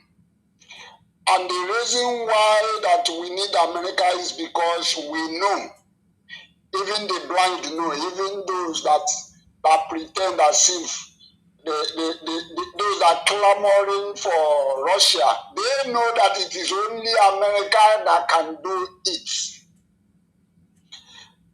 America is the world power, and you cannot take it away from them. You see, who God has blessed, there is nothing you can do. That is why some people will tell you that anybody that I can beat, I will not pray for God to come and assist me beat this person that I know. I know very well that I can beat. That is just what America is. When this Russia, this Iran matter was lingering, I heard so many rumors. Oh, Russia will do this. Oh, China will do this. If America do this, this will happen. That will happen. Today, what are you seeing? The fact remains that these people are world power, and God knows why. Mr. Trump, if you are hearing me, God knows why he made America the world power. And there is one thing I love so much in America, so much to an extent.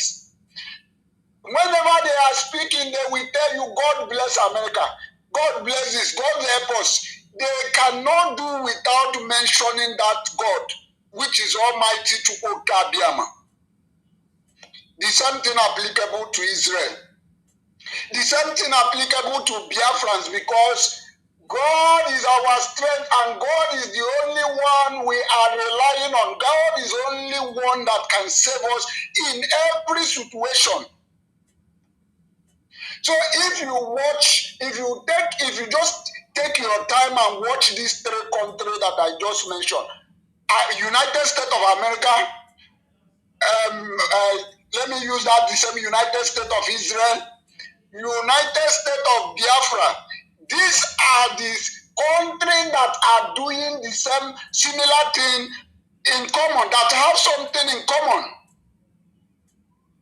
So I am calling America. I know that there is some Americans that may be listening to us. There is a purpose. America is the world power. And America must come and prove to the whole world that is out. That purpose that made God to place you in that position, that you fulfill it. The purpose is because God knows that His creation is wasting, and He is not pleased with that.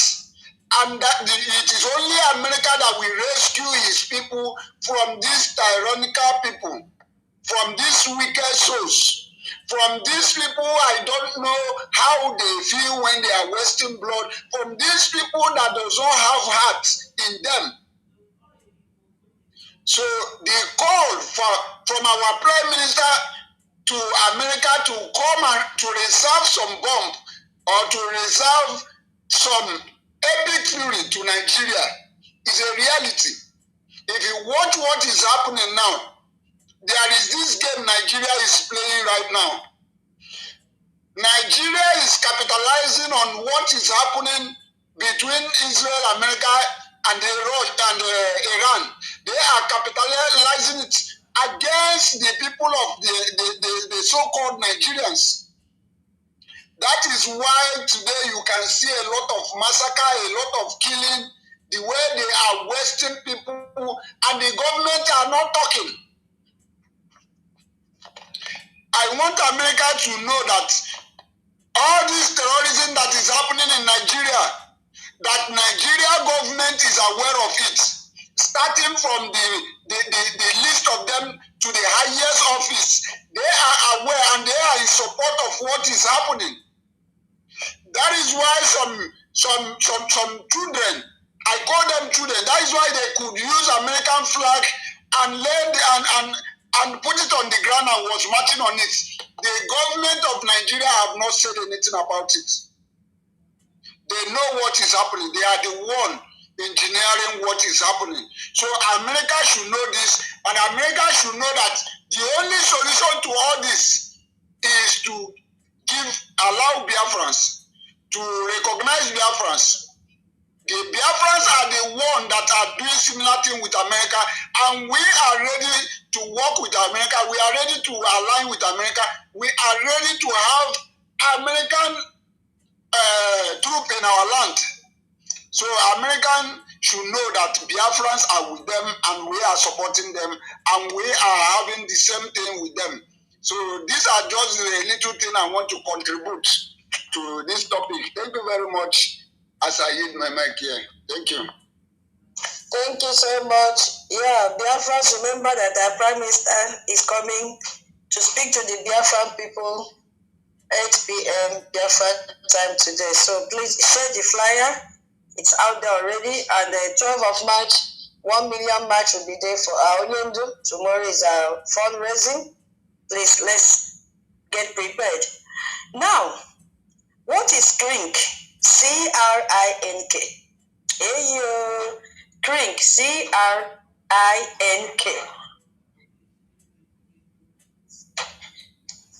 Yeah. Senior citizen. Are you ready to speak? Okay, go ahead before I continue. Welcome. Is it me? Thank you. I salute you.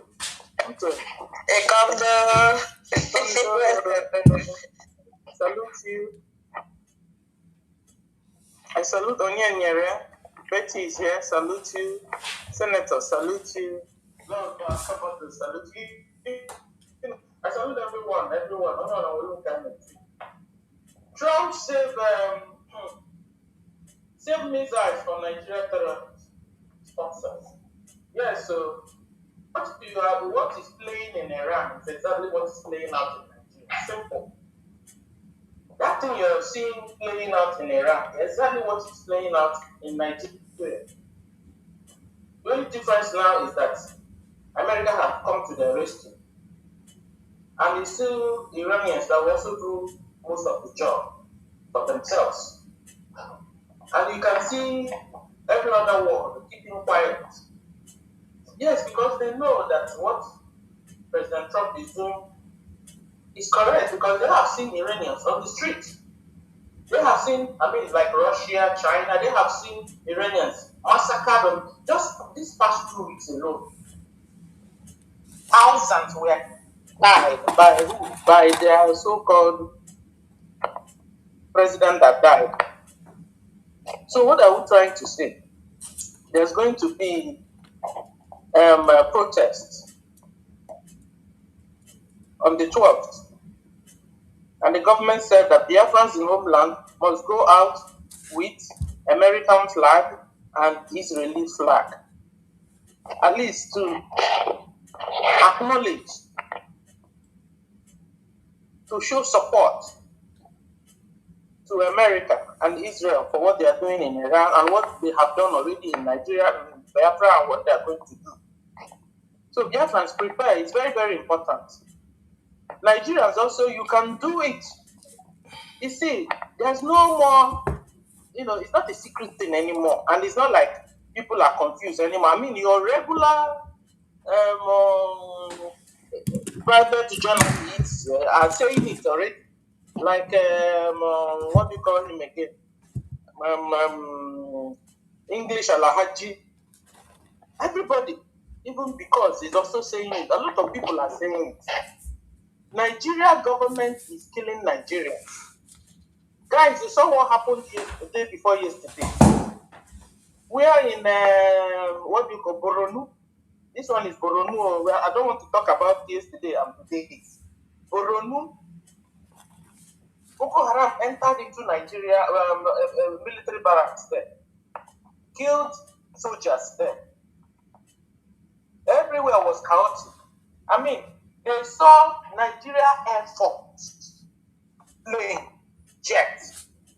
And was like, hallelujah, coming to our rescue, Nigeria military. Nigeria military started bombing Nigeria. Nigeria Air Force jets started bombing Nigeria military and bombing Nigerians. This happened in Boronu 2 days ago. And died a lot of people. We could see this English Alhaji shouting. Is it that they were doing mistake? No, it wasn't a mistake. That has been what is going on. Nigerian government is killing Nigerians. So he was even telling them, Nigerians, rise up, there's war against you. And I want to use this opportunity to tell him the war, who is creating the war, and who is who they are about to fight, because he was telling them, Nigerians, go and equip yourselves so you can defend your wives, defend your children. Equip yourselves. So you see, you are equipping yourself to fight who? Nigerians. You're also equipping yourself to fight your own government, because it is your own government killing you. And this is why they will tell you Boko Haram have repented and they rolled them into Nigeria army. And inside there, they will turn around and kill ignorant Nigerian Christian soldiers amongst them. When you hear Nigerian military being fired, like a week ago, they killed 50 of them, fresh out, Nigerian military. Those people they are killing are Nigeria, ignorant Nigeria Christian soldiers. They don't understand anything. My dear, they will even tell them, you see this Nigerian military, these soldiers, they are generals, they are boss, they tell them, don't listen to me, so don't use social media, because they know when they listen to the news and use social media, maybe join themselves in Twitter, they will not begin to know the truth. I'm not their enemy. Nigeria infiltrated. In fact, the vice president of Nigeria is the co-founder of Boko Haram that we're talking about here. Nigerian military is the one killing Nigerians. So when you're equipping yourselves, Nigerians, just know whom you're to fight. You're to fight your governors. You're to fight your president, your chairman, your council, the corruptive ways around you or the MS around you. That is these are your enemies. Don't be deceived. And this is why whenever they kill, a Boko Haram kill, do you hear your president say anything? Everybody's asking, where is Tinubu? Where is Tinubu? Ask his son, where is your father? Where is your father? So at the end of the day, you don't hear them talk. They have sold you out to be killed and collected money, Nigerians. So what you're supposed to do is to, in fact, what do you call him again? Alahaj said the Nigerians should go and learn physical combat quick, so that they can defend themselves and get themselves equipped. And this afternoon, I saw Fulani children parading everywhere with AK-47. You need to see it. And then you'll be wondering, who is the person supplying AK-47 to this? Their own government. Nigeria government is the one supplying the weapons, the ammunition to Fulani and their children. And they now block ammunition from your own children, Nigerians, that you will your children and you will not touch ammunition. And so they are having a field day. This is why two Fulani will enter inside the community, inside the village, and wipe out thousands in a village, only two with damage, because others, villagers don't have weapons to defend themselves. Because Nigeria government made sure they collected it from them before now. So when you're prepared, know whom you're up against. You are up against your own government, because it is Nigerian government killing Nigerians. It is Nigerian government killing Nigerian Christians. It is Nigerian government killing Biafran Christians. Know it, so you can defend yourselves. Come and see this guy, Alhaji. He was saying, Nigeria is at war. Nigeria, I don't know if Nigerians are still, do they listen at all? Nigeria is at war. Nigeria is at war. Nigeria is at war. Nigeria is defend yourself. So, in fact, Nigeria is at war with their own government. So when you're going out anytime, equip yourself. Just like the government herdsmen equip themselves with AK-47. When you're going to your work, equip yourself. You're going to protest, equip yourself. You're going to anywhere, equip your. At least, let it be that you try before they even kill you. Then you try defending yourself. Then you're not a coward. How can you be in your very present? Fulani will rape your wife, rape your daughter, rape even your son, rape even your pet dog who you have in your house. And you're watching and crying. Come and help me, governor. Come and help me, chairman. Nigeria is at war. Defend yourselves. You see them chop off Nigerian Christian heads, and they are using it for ball. They are playing a head they've chopped off. Go in my hand, you see, before they take it down. They are playing ball with these Christian brothers' heads. They chopped off. Ball, football. And you tell me these people are the people who want to do what? And somebody is telling you about 2027 election, and you're collecting rice. Their rice is a cost. Their money is a blood money, a cost.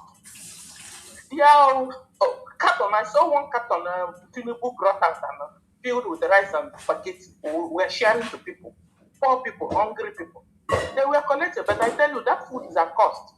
It's a bloody food. Stop collecting. They are buying your soul over. Do you understand it? You say you're a Christian, they give you any rights in the name of election. Don't listen to them. Stay at home. Come out when British government tells you to come out. Like on the 12th, you're supposed to come out with your flag. Not Biafran flag will be worn, but Israeli flag and American flag. To show support for America, what they are doing, just like the terrorist Fulani who just Arab in northern Nigeria. We are showing flag of Iran, that they support Iran to America, that's to Israel. Show your own support, Biafran Christians. Show your own support, Nigerian Christians. that you're on the side of America and you're on the side of freedom and Israel. I stopped here. Thank you for the question.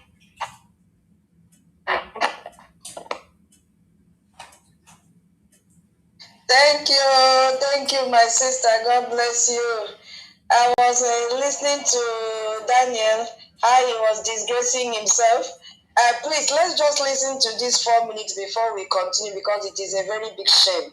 Yeah, let's listen. Camp, that enclave where they gather.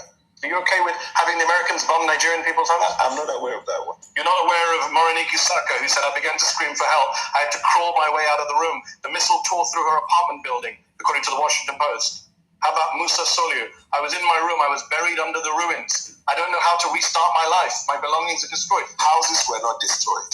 You're telling us that Nigerian citizens are lying about being bombed by the US? I am saying that the military operation that was conducted on that day was targeted as terrorists, and we hit them. You have a history of not hitting terrorists and hitting civilians. You know that, right? Your country. I'm not aware. Oh, well, on December 21st, the Nigerian Air Force said that they handed over compensation to people who were hit in an accidental airstrike on Christmas Day 2024. Do you just bomb every Christmas? When and when? Christmas Day 2024 and Christmas Day 2025. I dispute that fact. We'll take it up with the Nigerian Air Force. Let me ask you this. Since President Tinubu came to office in 2023, the situation is worse in your country. You have a mixture of militant groups, you have bandits, you have clashes between herders and farmers. Nigeria is now... of foreign interest in Nigeria, I'm sure. Nigeria is now the 5th deadliest country in the world. Are you proud of that record? I acknowledge the fact that we have insecurity in Nigeria, and until the hoax narrative of the Christian genocide, then we began to see back-to-back attack in Nigeria we had for the first 2 years of the president's administration. A substantial peace in Nigeria. Actually, the number of deaths went up on the president's watch after this incident of a Christian genocide. And by the way, when did that begin? There is no country of the world today that is free from insecurity. No, I agree. From London, that's why I'm in the evening. Okay. We're not bombing London to root out militant training camps. But you have had so many of the bombing on behalf of the United States by the United States. You're making rather spurious comparisons. 11,000 people were killed in conflict in Nigeria in 2025. That is up from 8,700 in 2023. That is a 26% increase in the number of Nigerians killed since your party and your president came to office. That's a pretty awful record. It's awful. And we're fighting hard day and night. But that's one of the reasons why the president traveled to Turkey, where we had bilateral agreement to deal with insecurity. That's why we're cooperating with the United States of America. That's why we're cooperating with any country of the world. The reason is because since 9/11, terrorism is a global phenomenon. Agreed. And so every country is involved in it. But it's getting worse in Nigeria, that's the problem. I can't say it is getting worse. You just agreed with me when I gave you the numbers. So I said 700 killed in 2023, right. 11,000 killed in 2025. That's right. Getting worse. How many people were killed in the United States last year? In conflict-related violence? Probably. This is not a conflict. This is an act of terrorism. Okay. So how many people were killed in the United States in terrorism? This is part of what Donald Trump many years ago in his first term classified the Western media as fake news. The reason is because context matter. This is not Western media. You are well aware. Not Western media. This is the Armed Conflict Location and Event Data Act, the most respected group that counts conflict-related violence around the world. Let me ask you, where there is a terrorist... I can also give you other source. Conflict? I mean, National Human Rights Commission. This is a Nigerian group. 2,266 people were killed by bandits or insurgents in the first half of 2025. That's more than were killed in all of 2024. You are failing. Amnesty International says you are failing at security. The numbers don't lie. It's unfortunate, and as a government, and it's getting worse. Working day and night, and it's getting worse. I don't agree to the fact that it's getting worse. How can it not get worse if more people die in 1 year than the previous year? Context matters. What's the context? The context is not getting worse. What? Yes. The context is not getting worse. The context is that it is not getting worse because you see, this is a water, right? And if you have the water half, you could say half glass filled or half empty. Yeah. Isn't it right? Yeah. So the Western media always see Nigeria, Africa, and some of the activities in Africa as half empty. Excuse me?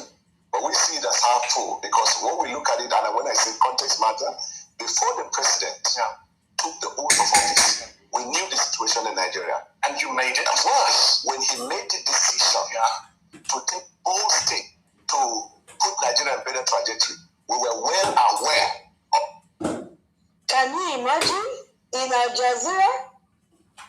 Can you imagine the shame? Can you imagine Daniel Bwala, Tinubu's media aide, disgracing himself in front of thousands of people, and they were laughing at him, denying that when I finish, I'll make the post. Can you imagine the disgrace? Just like what Sheyi Remy did in Washington D.C. Daniel is sitting, being interviewed by Al Jazeera. It's like Al Jazeera now they're beginning to repent. Hey, what a disgrace! What a disgrace! Media aid to Tinubu. Anyway, we will find time and look at his case clearly, critically, because this is a national disgrace. I hope you people heard the interview, or should I play again? Can I see a sign that you heard? I don't know if it was loud enough. Did you hear the interview? Yes, but it was a bit rowdy. Ah, okay, maybe if we have time, I'll play it again before our Prime Minister comes. Okay, so we want to look at this Kring, which is the new axis of evil, and why Iran's fall changes everything for the terrorist country, Nigeria. You are thumping down. You did not hear?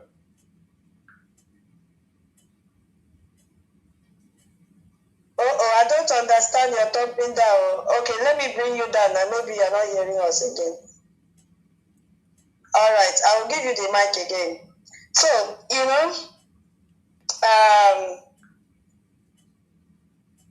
okay, hold on, please.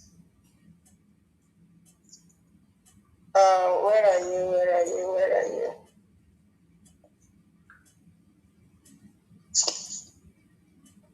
Okay, I have sent it again.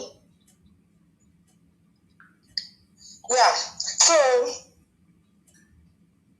during the Cold War, there was what they call the Iron Curtain, and that was a line between the American Democratic Allies and the Soviet Communist bloc.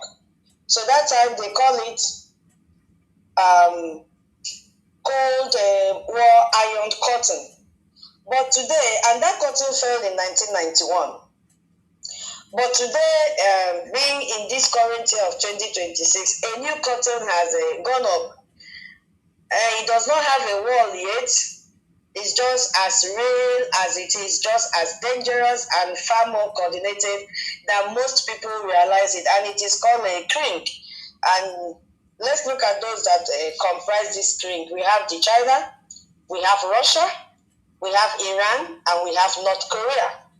Now we are getting into Iran and why everything has changed for Nigeria with this act of Operation Epicfury. So these 1, 2, 3, 4 countries, they came together and formed what is called Kring. These are 4 countries and are increasingly cooperating to challenge the United States and the entire international order built after World War II. So they are united by one shared goal. Your enemies will always come together to achieve one thing. And their goal now is that they want America to end their leadership globally. That is their aim. So China and Russia, they compete with each other. Iran and North Korea have almost nothing culturally in common, but each one is willing to help the other now weaken the Western part. Because every time the West is weakened, they all gain. Now, their cooperation has spanned military assistance and drone warfare technology, cyber operation, and all that, discounted oil trade, which is now the main thing. And this discounted oil trade has violated sanctions and economic operations, and they've also designed it to bypass the US dollars. So, Russian war on Ukraine has served as the critical catalyst that locked this alliance in place. Now, let's look at what is happening. Let's look at Iran's role, which is the drone factory of what is happening in the world today. Now, 38,000 plus Iranian-made Shahed drones launched by Russia against Russia in 2025 alone, including 5,000 in September. 1,000 per week is what they produce. So the rate of drone launch by Russia from that time till March 2025, initially it was 200 per day or per week, but now it has increased to 1,000. And they were all using Iranian drone technology. I want to arrive at something, stay with me. So these drones have become Russia's most terrifying and cost-effective weapon in Ukraine. They call this their drone Shahed drone, and it costs only $10,000, which is just a fraction of their missile.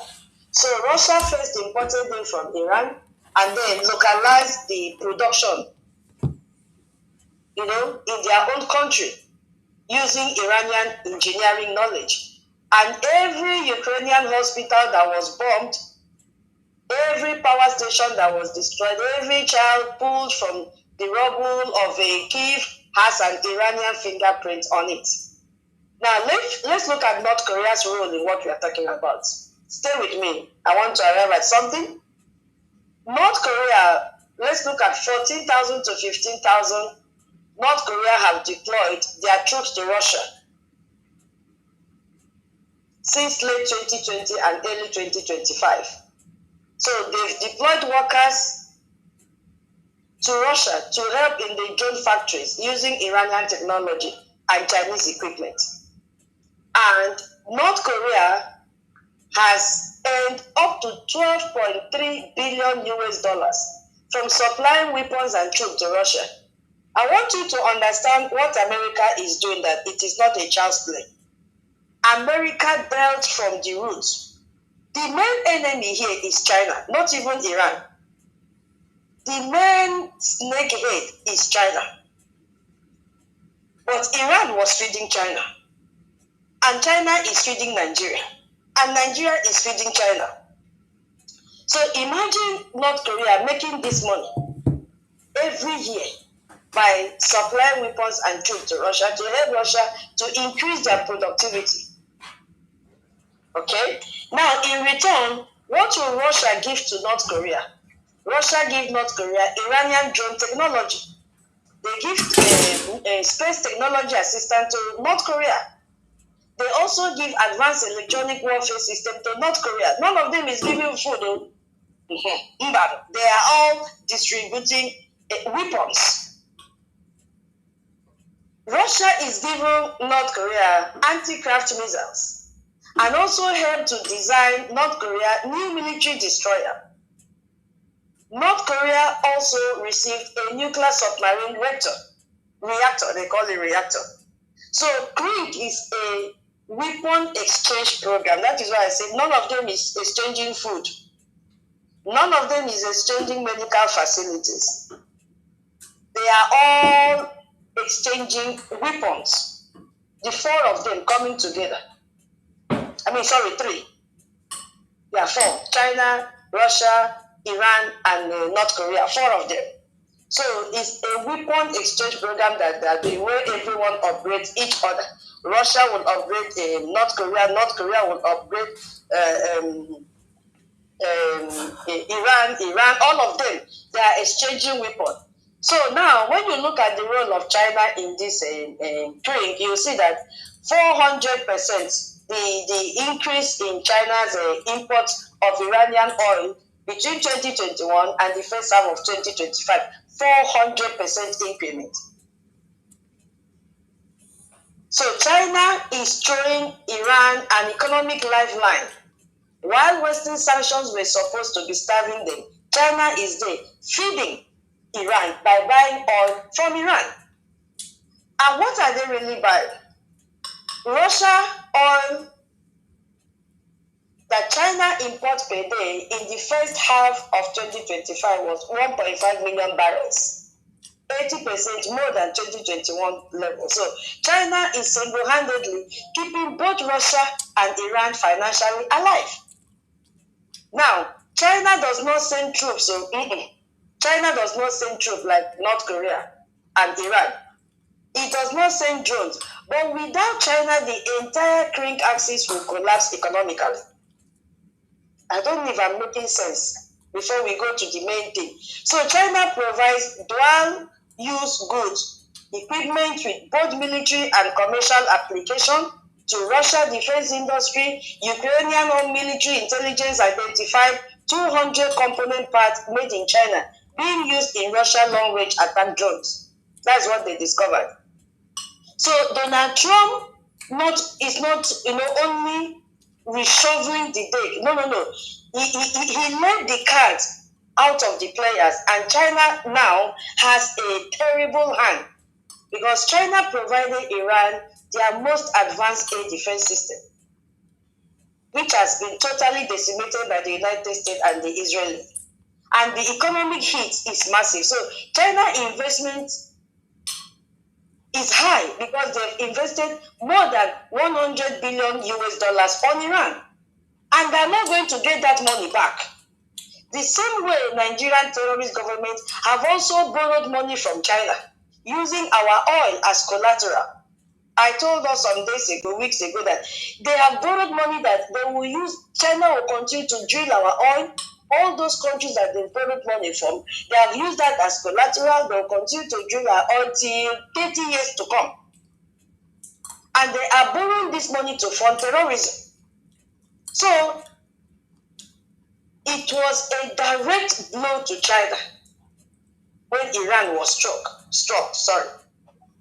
China buys approximately 90% of Iran's oil and roughly 1.3 million barrels per day.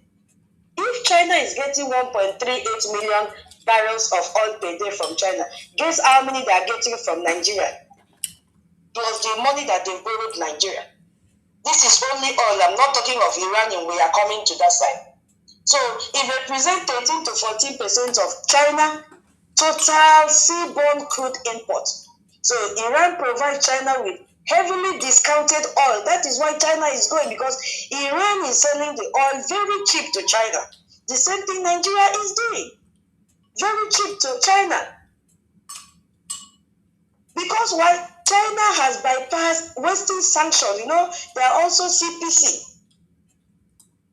Iran is also CPC. So they say, okay, China, help us buy this oil. We are starving economically. China say, hey, you want me? They say, okay, let us pay what we call Krink. You will give me this oil at a discounted price. Instead of you to just stack the oil and you are not using it, you are already designated as CPC.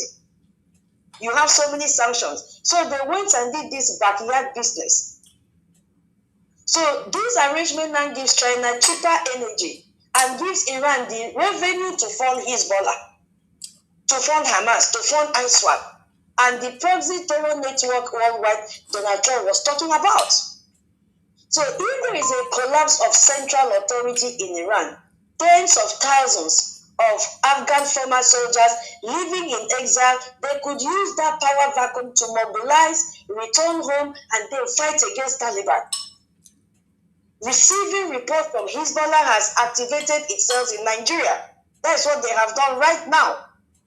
And possibly coordinating with jihadists against US and Israeli interests. So this is not new, because in 2013, Nigeria arrested Hezbollah cell in Kano with RPG and landmines planning attack on Israel targets. Now, with Iran now collapsing, Hezbollah is desperate, very, very desperate, because their engine is down. So if they link up with Boko Haram or ISWAP, we are looking at a whole new war. US and Israeli interest in Nigeria becomes prime targets. So this is why FBI is already in Ivory Coast hunting Hezbollah money men, hunting them 2-4, and they will come to Nigeria next. That is why we say Nigeria deserves this Epicfury.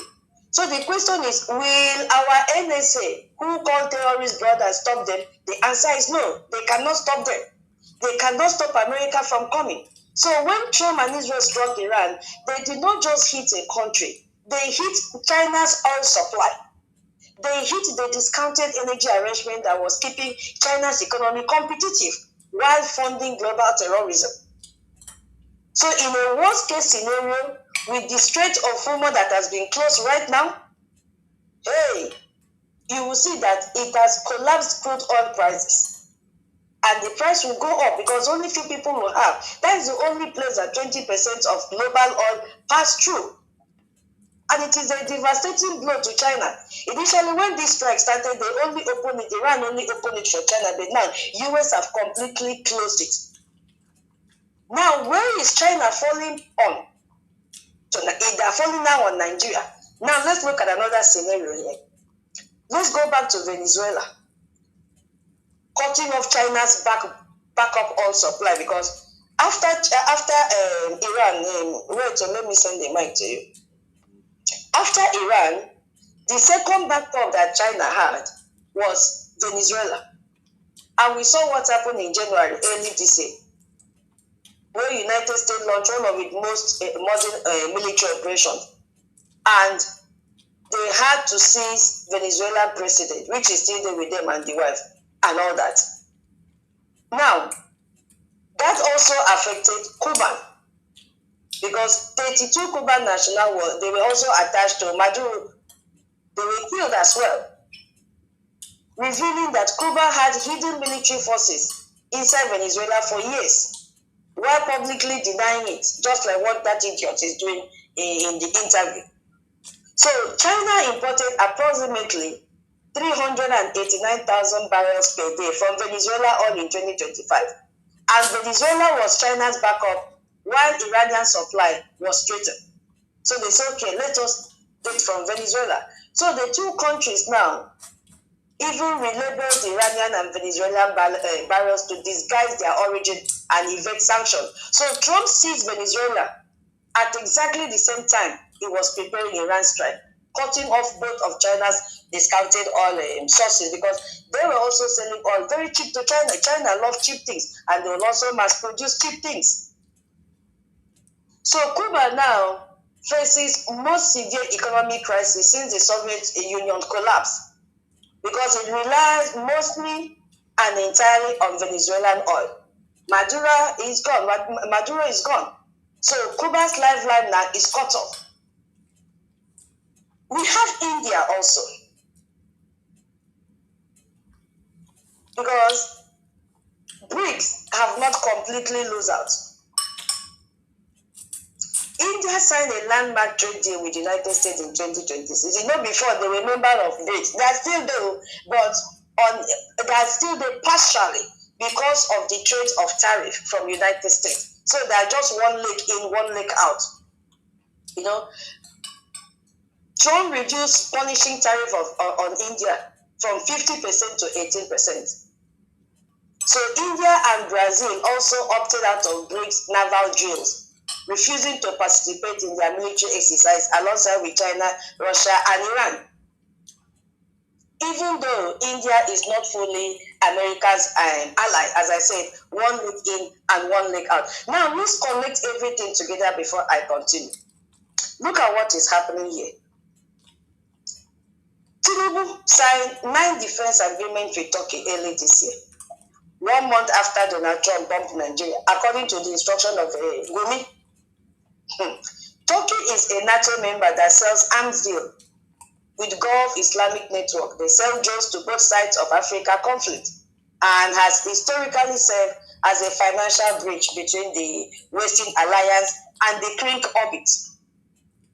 So, Gumi, that is speaking the same language in Ribado, officially advised Nigeria to reduce U.S. military cooperation and seek alternative security partnership because they know what was coming. That was why Tinubu signed this agreement with Turkey after the airstrike that took place. Now, how did Iran colonize Nigeria? I don't know if I'm making some connections here. Iran planted a seed in Nigeria in 1980. 1980, 1 year after Ayatollah seized power in Iran and declared Islamic Republic, he sent agents across the world to export that revolution.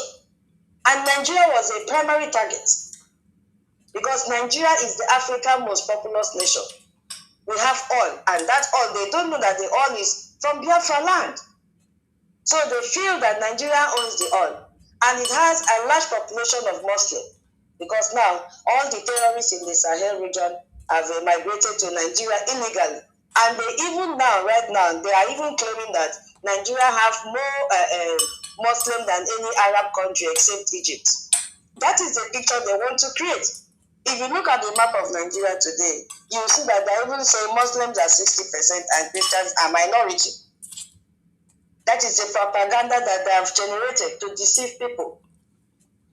So the strategic value of Nigeria to the Iranian Revolution project was so enormous, and at the time Nigeria had no Shia Muslim in that 1980. There was no Shia Muslim present in Nigeria. So that year,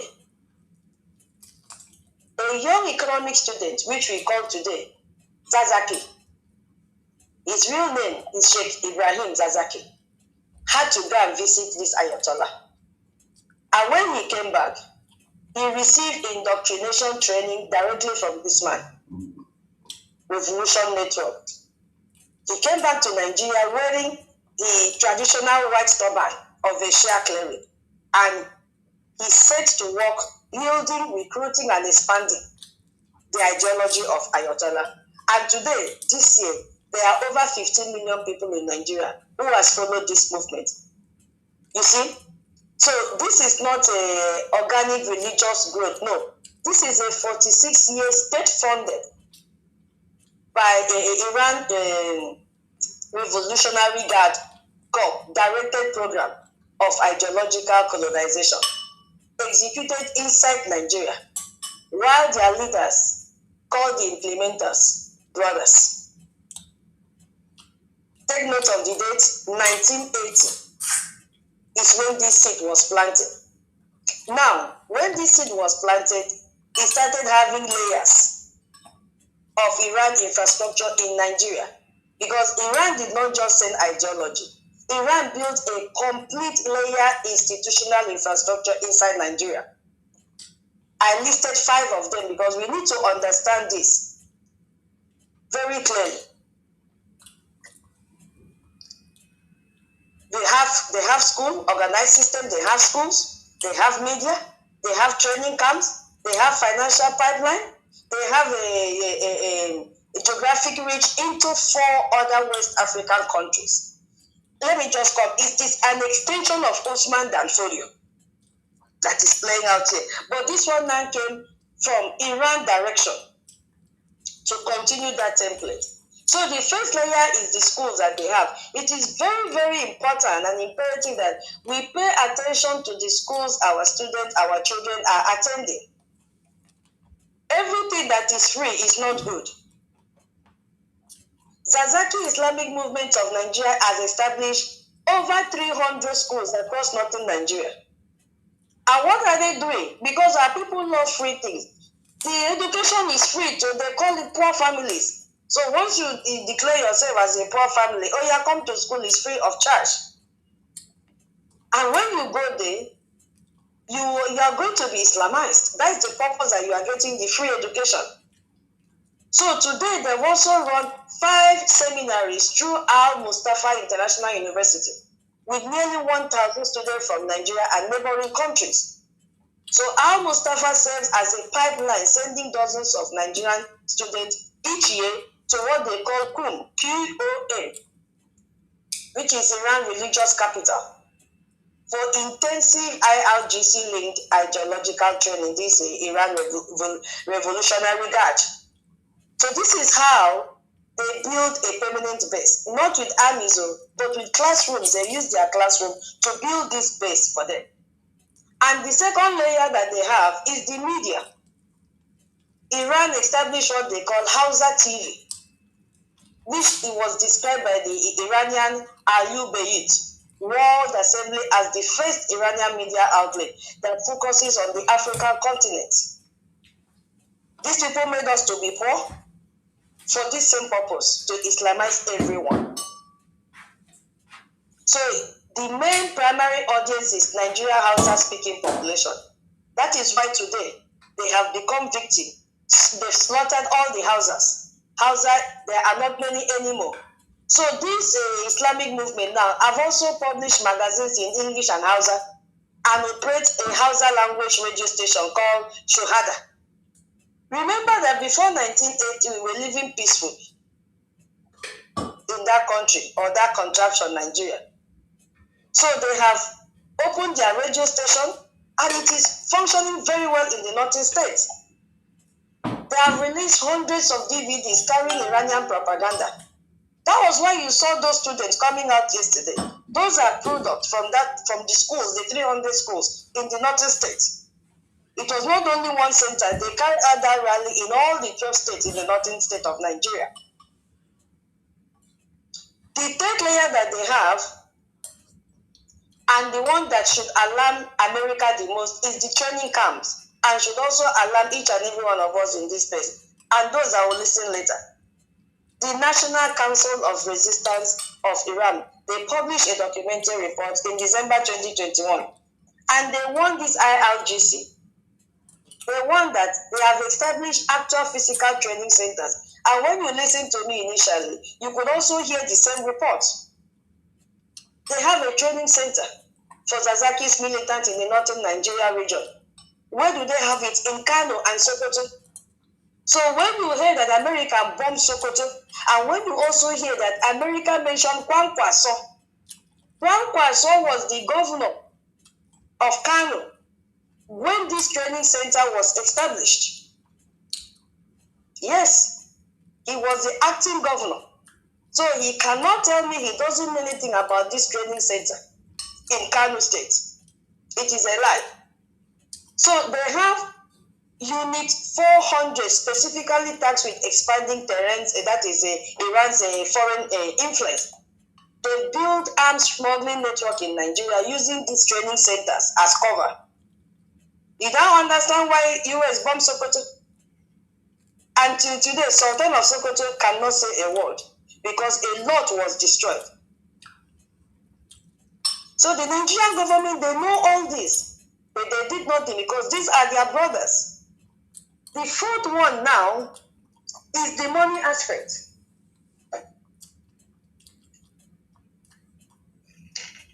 The money is the fourth layer. This is US Treasury documentation. I'm not the one that said it. In May 2025, United States Treasury Department sanctioned a Hezbollah senior official named Hassan. Specifically for what? And I'm going to read the official designation. These are not my words. Coordinating the delivery of hundreds of thousands of US dollars to the Hezbollah-aligned Islamic movement of Nigeria. Not millions, so hundreds of thousands documented in a single transaction record. The Treasury also noted that NIMA managed millions of dollars in total transaction for Hezbollah's African network. This money built the infrastructure that organized and protects protests you saw this week. Remember when I told that Hezbollah was a baby, a first son to Ayatollah, and they are so desperate now. And they have started building their cells. Who will be in that their cells? Christians that are me and you, Biafrans. They will lock them up in that cell, they will kill them, and they will cut their body parts, sell it, and make money. And one idiot was here telling me that he's in homeland, he doesn't have money. But you have money to drink ogogoro. You have money to carry woman to hotel, but you don't have money to fund your freedom. I'm still waiting for him to come back. He ran away. You have money to go and play this one. What do they call this one? Bet Niger. But you don't have money to fund your freedom. You are coming to cry. Sit on your bed and lie down there and sleep. We will bring money and give you freedom free of charge. The fifth layer is the regional expansion. Because when this man sowed the seed, it started growing and there were layers in each of the soil. Layers were piled up. So this Islamic movement of Nigeria indoctrination effort have spread far beyond Nigeria, very far. The network now has documented active operations in Niger, they are there, in Cameroon, they are there, in Chad, they are there, Burkina Faso, they are there, Ghana, they are there. So Nigeria was Iran's like beachhead for every other part in West Africa. So West Africa is Iran's target. And Nigerian government, which knew about all of this, allowed it to go for 46 years. And they are calling these people our brothers. I don't know if you are following me. So Hezbollah have armed depot in Kano. They have it. And the terrorists Nigeria, they know. As I said, Kwankwaso, when did they have this? In 2013, Kwankwaso was the governor in 2003, starting from May 99 to May 2003. His second term, he became the governor May 2011 to May 2015. So during this time that Hezbollah have this armed guinea would I even concern, armed depot in Kano, Kwankwaso was the governor. It was hidden, a hidden underground bunker, dug beneath the master bedroom of the residential home in the upmarket. They call it Bompai neighborhood of Kano. After a month of long investigation, and the Kano State Director of the State Security Service called it an armory. That was the word he used, an armory for the international terrorist network Hezbollah. And what did they find out? They found 103 packages of TNT explosives. They found 76 military hand grenades. They found 21 rocket-propelled grenades and 1 RPG launcher, 11 anti-tank weapons, 4 anti-tank landmines, so many weapons. So many. And all of them are weapons of mass destruction. 3 Lebanese nationals were also part of the game. They were arrested. They confessed to being a member of Hezbollah and training as well. And what did they do after that? They released those people. And that was the end of discussion. I don't know if you're understanding what I'm saying. Weapons were found inside one house, in one person's house. All these weapons were stacked there. People were storing them. And people that were using them were businessmen. Supermarket, because one of these Lebanese had a supermarket called amusement. They also a supermarket. They also have amusement park. The same infrastructure that funded Hezbollah operation against Israel and Western target worldwide was embedded in Nigerian commercial sector in 2013. And the Kano security chief, standing at the evidence, said on camera, these weapons might have link to Boko Haram, and to be honest, it had. There was an alarm bell, but Nigerian government did not do anything about it. Absolutely nothing. One of the Lebanese that they arrested, he owned a supermarket called Amigo Supermarket in Abuja. The other one had the amusement park, Wonderland Amusement Park. But they were there carrying out illegal businesses, funding terrorism. And Kwankwaso was there as well. So when US mentioned Kwankwaso's name, people are crying. You don't know what has been happening. You don't know what Americans know. Kwankwaso is the founder of terrorism. Kwankwaso was the one that signed Sharia into law in Kano State that have killed thousands of people. You see? A lot has happened. So Iran has a serious network in Nigeria and it is still alive as we speak. Some of you may say, oh, this is old news. 2013 have passed, 2015 have passed. What about now? Something is still happening now. You could hear that NSA is calling them our brothers. In this 2024 that just passed, to be October to be precise, Zazaki and his wife traveled to Iran to meet Ayatollah for a personal meeting just months before this man was killed. And the meeting was confirmed by Iranian state media and described as covering issue affecting Islamic world, more specifically Africa. And NSA, they said nothing about it. this last year, 2025. Zazaki publicly stated on Nigerian soil that the attack by Iran on Israel brought tears of joy to his eyes. This was reported by the Associated Press. So Zazaki now is the leader of a banned organization who is working freely in Nigeria. And Nnamdi Kanu is there. I'm talking about those that said, oh, it was 2013. Now I'm telling you what happened last year, before this man was killed a few days ago. In July 2025, Nigerian security forces showed that wrote official report that described high levels of restraint towards these IMN members during Ashura procession. For the first time since 2015, the government was backing off. And what happened to the network? It keep on growing. They keep on mobilizing youth. Why? Because the money is there. There is no job in Nigeria. Once they tell you, come, collect 50,000 naira, come and join us, go and kill, they will collect. They say you are doing something good to God Almighty. They will collect. Go and read your gospel according to John. Jesus said that there will come a time that when you kill, they will say that they are doing something good to God, a service to God. It is there. So you cannot blame them when they kill, because for them, they are doing what is righteous to God Almighty. That is their God, not our God. So you now see what happened now in March this month, between 3rd and 4th. Within 24 hours of this man's death, thousands of the IMN members mobilized simultaneously in 8 Nigerian states, burning American flags and chanting "Day to America," calling their leader Ayatollah and all that. So this is not spontaneous grave at all. No, it is a command network that has been happening and building up, and nobody had anything to say to condemn it. And it is growing as we speak. So before we go to the uranium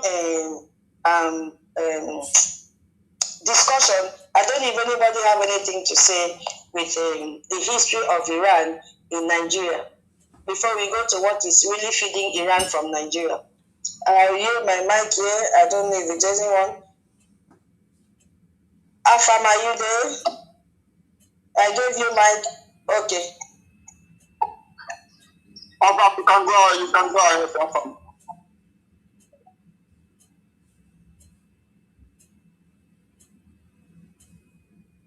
Afam, go ahead, please. Good morning, good afternoon, and good evening to my fellow dear friends. My respect to everyone. My host, I just can't thank you enough for using the gift that God gives to you, Chukwuka gives you, and you're using it positively, educating us and enlightening our people, letting us know what is happening, because what you're giving out here and all your analysis is a world first class analysis and information that you can't even get in CNN or anywhere. But maybe sometimes we come in here and we think it's just a child's play. There is something you pointed out here about China, that China is the head. Like what you said about their air defense, which was destroyed few days ago by the US bombing and whatever. Certainly is being analyzed that is going to affect them economically and is going to make them lose a lot of customers, because those who are buying their weapons is going to know that their air defense is worthless, that it could be destroyed. Okay, so what you said is truth, and also what they are doing with Iran. And it surprises me that most of us have forgotten that it's not today, like what you're saying about the Hezbollah having a connection in Nigeria. It's been many years that these Lebanese, they are in Nigeria. The Iranis, they came in, they invest their money, they come in with money, invest money, then make everybody to be blind and think that they are into business while their underground work is going on.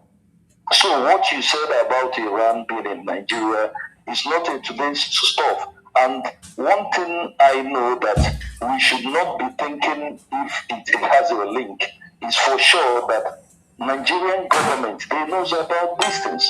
They were working hand in hand together. That was why they gave them all the privileges that they give to them in everything. Still, people cannot understand today that you have a country whereby terrorists are into your defense. Then how do you resolve this problem? How do you resolve it?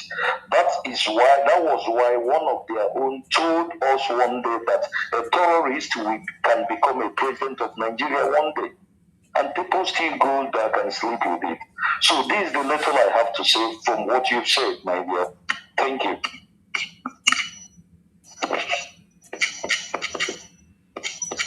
Yeah, thank you very much for that submission there. You see, what so many our people don't know is that this Iran and Nigeria they have gone too far.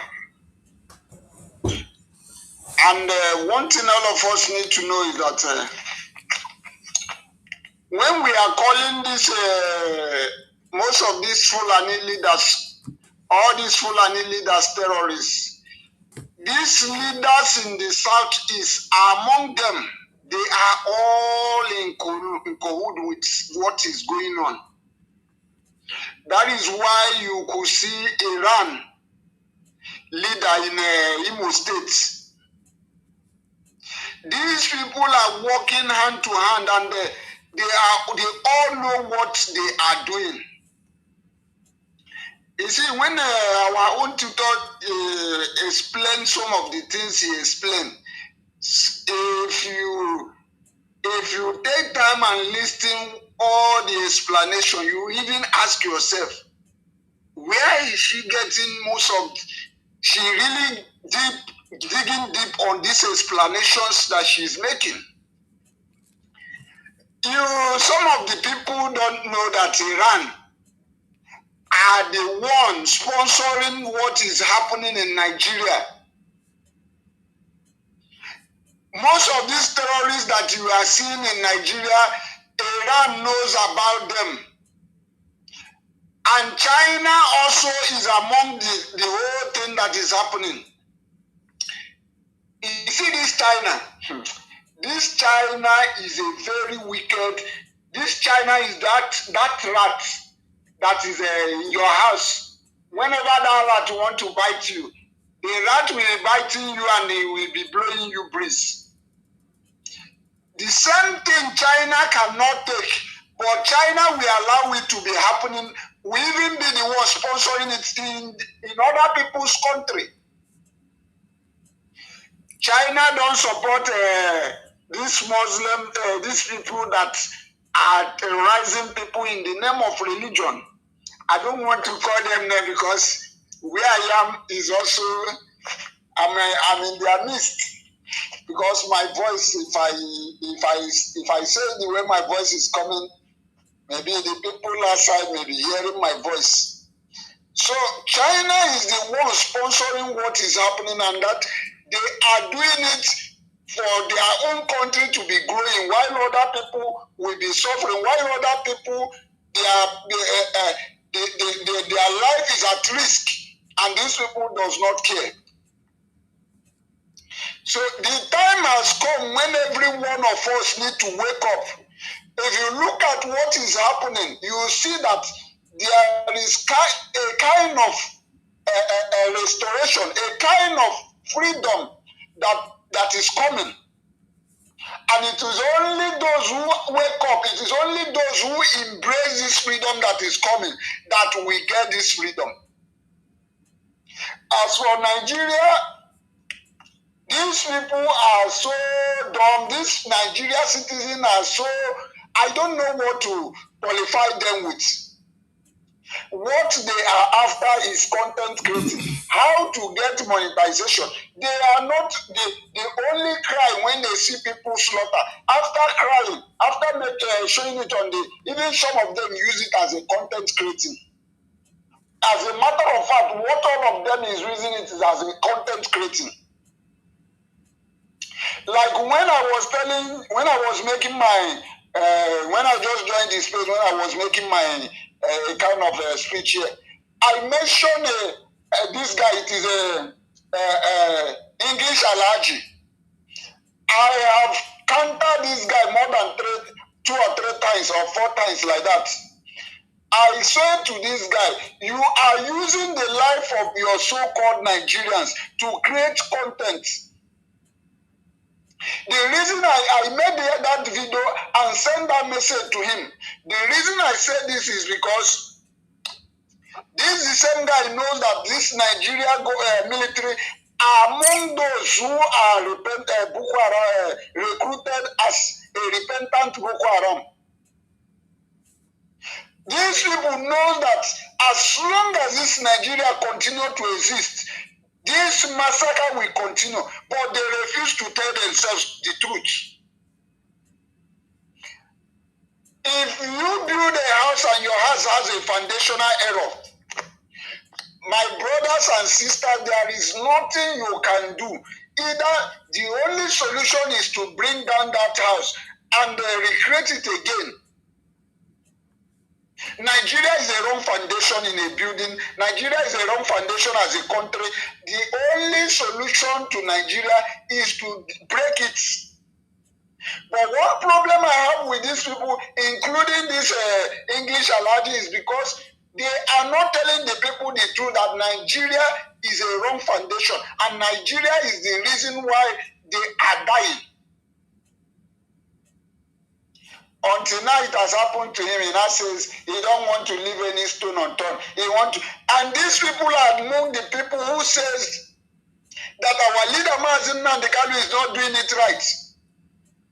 These people are among the people who says that they should bring our leader Mazi Nnamdi Kanu and crucify him, that he doesn't know how to talk. When our leader Mazi Nnamdi Kanu called him and said, this is what is coming, what did they say to him? They say that, oh, I don't like the way you talk. Oh, they should arrest you. Oh, the hand will touch you. Today, what is happening to them? Even today, when they have seen that this thing is clear that Nigeria is at war with their own people, that Nigeria is the one. Even there's a video this English Alaji made. He said these 2 people that they kidnapped, these 2 people that they have paid 17 million, that where they kidnap the people is not far from military checkpoints. Yet these people will still be the one telling you, oh, our military, we should pray for our military. These Nigerians are cursed. And I am no longer feeling any pity over them. I don't have any atom of pity. They are going to learn in a hard way. Since they refuse to learn, since they believe that they want to, what is their problem is content creating. What is their problem is monetization. They no longer care about the life that is wasting. So the earlier you people wake up now, the earlier you Nigerians, you stupid Nigerians wake up, the better for you. Especially those that call themselves proud Nigerians. What you are going to get. Nigeria will certainly happen to every one of you. And when Nigeria happens to you, you will cry very loud. Nobody will hear your cry. Your cry, nobody will come for your rescue. The time for you to wake up is now. So, as there is a 1 million march coming up on the 12th of this March, this is an opportunity for every one of you to key in. If you can leave all this, take away everything now is a monetization. Everything now is a content creating. There is a time for everything. Wake up, you Nigerians, you brain dead Nigerians. If you don't disassociate yourself from this Nigeria, everything evil that follows Nigeria will keep on following you. why we are calling, some of you will be saying, you people that are calling Nigeria, are you not in Nigeria? I hold a useless passport on a gunpoint. I am not in Nigeria. I have denounced once I see an evil, I have to denounce that evil so that that evil will not be part of me. So wake up. If you are under this voice, under this space, you refuse to wake up. When Nigeria will happens to you, you will learn, and you are going to learn in a hard way. Thank you very much. I hit my mic here. Then I want to hand over the mic to our own Minister Betty. Mr. Betty, are you there? You can take over the mic and speak to their friends. Are you there? Yes, I'm here. I'm waiting for you to finish. Are you okay now? Thank you. Are you done? Yeah, I'll take over. Yeah. Go on. Thank you so much. Wonderful Biafrans, lovers of freedom. I greet you good morning, good afternoon, good evening, depending on your location. And my special greetings to our leaders. The three of them, Mazin Nnamdi Kanu, our leader, our first Prime Minister, Obatobie, Mazi Simon Ekpa, and our second Prime Minister, Mazi Ogenkere. Our Information Minister, say, Mechukwu Okike Abiama, bless you people especially, and bless every genuine Biafra. My people, I will say that my brother Siebu took the word from my mouth. You see, when he was acknowledging our powerful sister, the most powerful lady that speaks the mind of everybody, regardless of the fact that he doesn't know your mind, but whenever she talks, she will be touching everywhere. Tutor takes this whole struggle and our media to a whole new level. She's a genre. I owe my respect for her. She goes to in depth. The research alone is what would make even a blind eye to see or a blind ear to hear what you do not know. Some of the things she says here, I won't pretend. Some of them I don't know until she says them. And I will go to my own little research and you will see everything falling in line. It's not like during the time of Caesar when Brutus came to praise him. Brutus even said they have not come to praise Caesar. So I'm not praising her, but I'm saying the thing the way it is. Now, when you hear about China and their position, both in Iran and in Nigeria, you will understand that these Chinese people, they don't even accept Islamic religion in their country. They don't. But they support countries that sponsor terrorism, religious terrorism, religious politics. We should all realize that as humans, God is not a political God or a religious God. Religion is not for God. It's man-made. And some people have made theirs as a weapon of destruction. Because as a religious person and as a Christian, I know that there was a time God invited Moses on top of Mountain Sinai, very tall mountain. And God told him, one of the 10 commandments, thou shalt not kill. So when you think of these people that will behead you for not accepting their religion, you will be asking yourself, Why will I not work with my people who are fighting for our freedom? What rationale is it that you have to sabotage your people? For instance, some of them will say, oh, Mazio Kenkere made himself the prime minister. Really? Do you know that this Ayatollah that was lynched the other day, that somebody have replaced him? Just about last week, he has been replaced, which means that no government stays without a leader. That is number one. Number two, Chinese.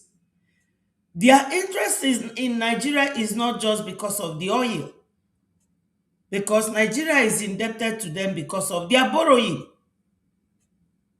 And you will know that when they borrow this money, they will go abroad, share it, bank it in their separate accounts, then whatever remains, they will bring it. They will go to America and receive American aid. What do they do with it? They will use it to buy ammunition. Iran give them ammunition. There was a video I played yesterday where it was revealed that Iranians sent four, 13, 40-foot containers to Nigeria, and they labeled it building materials, but custom that intercepted it, so that it is all weapon from Iran to Nigeria, northern Nigeria. So you will be asking yourself, what am I doing here? I am in Biafra Republic government in exile, but I am not with them. You are with CRC. You are with Ngozi. What are you doing? Are you truly a Biafran? Or you're coming here to distract what we are doing? No government runs itself or its country or nation without finance, without funding. My people, I will tell you the truth. I am not as good as the tutors. I must give her that. But I can tell you what I can tell you. We need funding. In all this that we have been saying here, the ones Onyenyere have been saying, the one that our sister Love Akobondo have been saying, the one Eunice have been saying, the one Ben Owabo have been saying, the one 1 million have been saying, it boils down to finance. Maka na ndị Igbo si na-agbacha egwu ọ na-anụ ukwu. Onye ọbụla aghọlizi n'onwe ya. Come out and fund your freedom. Every Saturday we will be seeing the same name, the same people. Whereas, and that same name, same people will never be up to 50. Whereas we are millions of Biafrans. Do you people think that all this weapon that Nigeria is accumulating from Iran, from Turkey, from China, from left, right, and center, that little number of people donating will be able to carry you through? Or you want to be marking time? Because at this rate, ndị be anyị si na ọwụkwụ a ka nama ga-eji wee lụọ ụmụahịa. If we continue like this, Trump, Netanyahu, they will come and go, and we will still be here, dancing like yo-yos, deceiving ourselves. Nobody will deny that you are not hearing the truth, because this in-depth research from our sister tutors is enough to wake anybody sleeping up. We need money. We need funding. We need it. Stop hoarding your money. This is not the time to hoard or to save. I know that saving is good for the rainy day, but my people, come on. We are bigger than this. We are bigger than this. There is no type of research that this our sister haven't done. There is no kind of thing that she haven't said. Onyenyere have been saying, everybody have been saying. What else do you want to hear before you know that you need to sponsor your own freedom? Fulanis are not giving up. I am telling you people. So, if you think that your penny is what will fight these people with the kind of ammunition that they have acquired and the kind of structural strategies they have, my people, we are not going anywhere. No matter what they tell you today, even if they tell you now that America and Israel have recognized you and is well documented on papers, you need to vote. You need to donate, I mean to say, not voting. To donate and support your government. China is in Enugu harvesting our coal. Pitamba and I don't know who else that must have been in that agreement. Do you know that China has to bring workers from China to work in that place? Coal is being used for energy supply. Do they have light in Enugu? The answer is no. Pitamba has now decamped and joined the Fulani party. So, Biafrans, do you think that if we continue slowly like this, that is how we are going to get Biafra before Trump will leave the office or Netanyahu? We need funding. There is nothing, as I said, that anybody can tell you here that will give you Biafra except funding your freedom and liberation. Thank you, my people. I am still around, and I pray that Chukwu Okike Abiyama will touch our people. We have mineral resources, fair enough, but do we have access to it? And the answer is no. How do we get everything back? By funding, financing our government. That America has massive weapons stocked is because both their doctors, their teachers, their businessmen, they pay their tax and they don't ever stop. Are we going to stop? Are we ready to embrace this Sharia Islamization, this extremism? No, my people. Thank you, Biafrans, and please, more grace to our elbows. Thank you so much, and may God continue to bless Biafrans. We must leave Nigeria. We must. Thank you. Thank you, original man of the house. Thank you so much. God bless you for that great, brilliant submission and your advice to the Biafra people. We really appreciate you. And yeah, please, today nobody has made space donation except Mama Love. And if you have made any pledge, kindly send your receipt to my inbox so that I can begin to tally the amount and get prepared for the fundraising tomorrow. We need space donation because one agenda, please help us. Help my freedom, not your. Help my freedom, because I need freedom. If you don't need, borrow me. Please, I support us with what you have. 1 million I have sent the mic, and I don't know what is wrong from your end. Okay, our brother Afam, you have your mic now before we continue. There is something I want to remind those who is waiting for our warriors, our soldiers on the ground to use maybe their hands or their head to go into this battle and to do what they are supposed to do. Today I was looking at CNN. It says that the Americans, it cost them $891 million every day since they have started this war in Iraq. The underground war is costing them I think 1.4 million something daily. Then we should think of how much we are contributing here. Then we should think of what we are using to support our armies. And we tell ourselves if we are doing what we are supposed to do.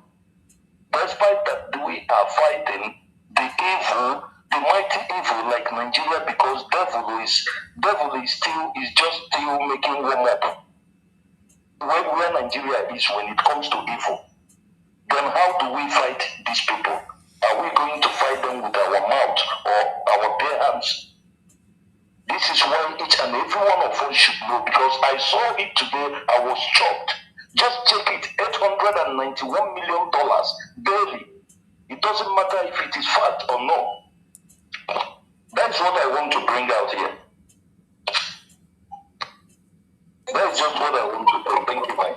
Thank you. God bless you for the update. Yes, it is costing them a lot of money. And the way you tell our people, bring the ones that you have, let us continue to fight and get this our freedom. It's as if you are begging the money to use buy akara and eat. It is for our freedom. Why I'm spending time and everybody in this space, while we are talking, is for you to realize that Nigeria is not for you. That there is nothing that you will do that Nigeria will accept you as their own, except you are ready to be Islamized. And for you to also know in the next session that I'll go into, that what China is taking from your land is helping Iran to build their nuclear weapon. Yes, and me and you can do something to stop that from happening. You see, whatever you have, bring it. Let us put it together. It is not that we don't have what to do, but we have to keep on talking. Maybe one day somebody will, turn over a new leaf or change his or her mind and say, okay, let me build Nigeria. Let me start with one Nigeria and all that. We have IOU. Go to all our YouTube. Mama Betty is there. She just finished her program. Every day she's having program. We are here in this space. Even last night, when we finished the one from our brother, Veteran Dragon, Sister Stella took it up. All in one, still talking to Biafrans. So that you see the need and know that Brigi is the only government that is speaking for you. Our Prime Minister will come up in the next 1 hour to still talk to Biafrans. We are talking and talking, and there will come a time we will not talk again. We will make up our mind, let what will happen, happen. Yes, because we know you have the money, but you don't want to bring it. You are sitting down watching to see what will happen. It is a time for everyone to sacrifice. Look at what Iran has been doing in our territory. Iran total stockpile, according to US Special Envoy, Steve, said that roughly 10,000 kilograms of uranium. If you break it down, it will give you 460 kilograms, enriched to 60% approximately. 1,000 kilograms enriched to 20%, I'm quoting his mathematics, and the remainder at a civil grade of 3.7%. What is this man trying to say? That Iran said with what they have, they can build 11 nuclear weapons. And he had a program. Because of time, I cannot go and fetch it out. He said with no shame, Iranians, they were so bold, Iranian officials were so bold to tell the US representative, with no shame, that they control 460 kilograms of uranium enriched to 60%. And they will use that to produce 11 nuclear weapons. Can you imagine that? He said, we are proud. They were so proud that they had invaded all sorts of oversight protocols to get to a place where they could deliver 11 nuclear weapons. That is how confident they were in that program. And there is what is called International Atomic Energy Agency. I'll be abbreviating it as IAEA in case you hear me say IAEA. So these people are just like the World Nuclear Police, let me put it that way. So they monitor everything that is going on, and they are a UN body. You see, UN again. UN that encouraged Nigeria to integrate Boko Haram into their army. Anything that is bad, you'll find UN there. UN that have not spoken any word concerning the genocide going on in our land. So UN has been working with these people because they are UN body, and whose inspectors travel to countries. They travel around the world to verify that the uranium and nuclear facilities are being used for electricity and medicine, not for bomb. You know, our brother had already told us what this uranium is used for, and it's not that it is something bad, but they can use it in a good way, you can use it in a bad way. But Iran now, they are using their own in a bad way, and the UN, they know about it. They know that there is uranium in Nigeria. So when Iran now barred these International Atomic Energy Agency inspectors from their facilities, and they began enriching uranium to 60%, what they call by this enriching is like, how would I even put it? Making it to the making it to the finishing line that it can be used, readily made. Let me put it like that. That is why they give it that name. So it's readily made at the finishing point. So that is what they call what do they even call it? Kiloruko. It has escaped my brain now. Enriching. Yeah, so that is what they call enriching. So they had bypassed, they did not allow the IAEA to inspect them, so they have bypassed and they started enriching uranium to 60%. And that was the alarm bell that told the world. So Iran is not building power plants, Iran is building weapons. Everybody should wake up. They rang this bell, and it was this IAEA own Director General who traveled to Nigeria. He came to Nigeria, this International Atomic Energy Agency. He came to Nigeria in 2025 to stop junta in Niger State from selling African uranium to Iran. This thing that some people may say, oh, so many years. No, it's not so many years. Iran took opportunity within 2 years and penetrated very deep to get this uranium. So this man came to stop junta from selling African uranium to Iran because International Atomic Energy Agency understood exactly what Iran intended to do with it. And this IAEA, International Atomic Agency, independently reported last year that Iran had held around 400 kilograms, as I earlier said. So they were the ones that made the report. A nuclear weapon requires only 50 kilograms of uranium, though it must be enriched to 90% purity to reach that weapon grade that they need. I've already explained in a layman's language what the enrichment means, to purify it so that it will reach that weapon grade that Iran is really looking for. So, in a plain language, Iran had enough enriched uranium, as confirmed by both US officials and US atomic watchdog, to build 11 nuclear weapons. 11, not one, 11. And they were very proud of it. And they told the American negotiator in Germany to their face that we have this. What can you do? You cannot do anything. But here is what it is very, very critical question that we have to answer. Where did Iran get all the uranium from? Because Iran does not have a large domestic uranium deposit. They don't have it. They must source for it. They must source for this uranium from other countries. And tracing that supply chain is where Africa comes in, and also where Nigeria comes in. So we are going to look at Nigeria and Niger. That is how Nigeria came into this play. And they know exactly what Iran was buying the uranium for. So we have to start from Niger. Niger is a neighbor to Nigeria, we know. And they share borders with Nigeria. What is happening in Niger is also happening in Nigeria. So after that, in July 2023, when they had this their nonsense coup and all that, and you know they did now to make their borders porous, and they planned coup here and there.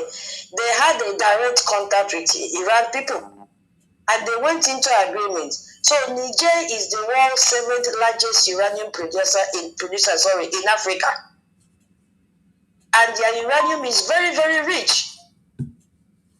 So it is considered one of the world's largest uranium deposits. Niger, since 1971, look at who has been controlling it. France has been controlling Niger's uranium production through what they call French Nuclear Company, Orano, formerly known as Arriva. So between 2012 and 2022, let's say approximately 20% of all the uranium used to power France nuclear electricity plants came from Niger. And does Niger have light electricity? The answer is no, they don't have it. But France was busy getting it, extorting this mineral from them. And then what happened in 2023, July 26, when they elected President Bazoum, when President Bazoum was overthrown by the military in that their coup, a new military junta expelled French troops. We know the story. They also expelled American forces from their territory, and they cancelled that French mining agreement and began looking for new partners. And the only partner they could see, was Iran. So Iran moved in immediately, just 1 month after that. Remember I told you last time that Iran is a member of ECOWAS. Iran has been jumping like frog everywhere, anything that has to do with Africa. Iran must be there to represent itself and get an inside information. So immediately Iran took up that position. They went into agreement. So they approached the official in August 2023. And then they had meeting between Iranian representative and Nigerians and Niger's Prime Minister Ali with General Lusufu, which is the Nigerian military personnel. He was also there. You see, Iran said, oh yeah, Nigerian military, come with me. Let me not go alone. Because you already know what I'm doing. I've been taking a little from you, but let me also grab this opportunity from Niger. So Iranian representative also met with delegations of Pan-Africa. Are you listening? So when that man, what is that man's name that always come out and talk nonsense? Not Professor Mulumba. The other huge one. Today he will say A, tomorrow he will say B. I've forgotten his name. So they also went with delegations of Pan-Africa supporting the juntas of Mali and Burkina Faso. They all had meetings together. So part of that proposal deal was Iran would listen, my people. When we say African leaders are cost people, they will take big offense. Iran, the agreement as part of the proposed deal. Listen to what Iran gave to Niger in exchange for their uranium. Iran will provide large capacity generators to Niger.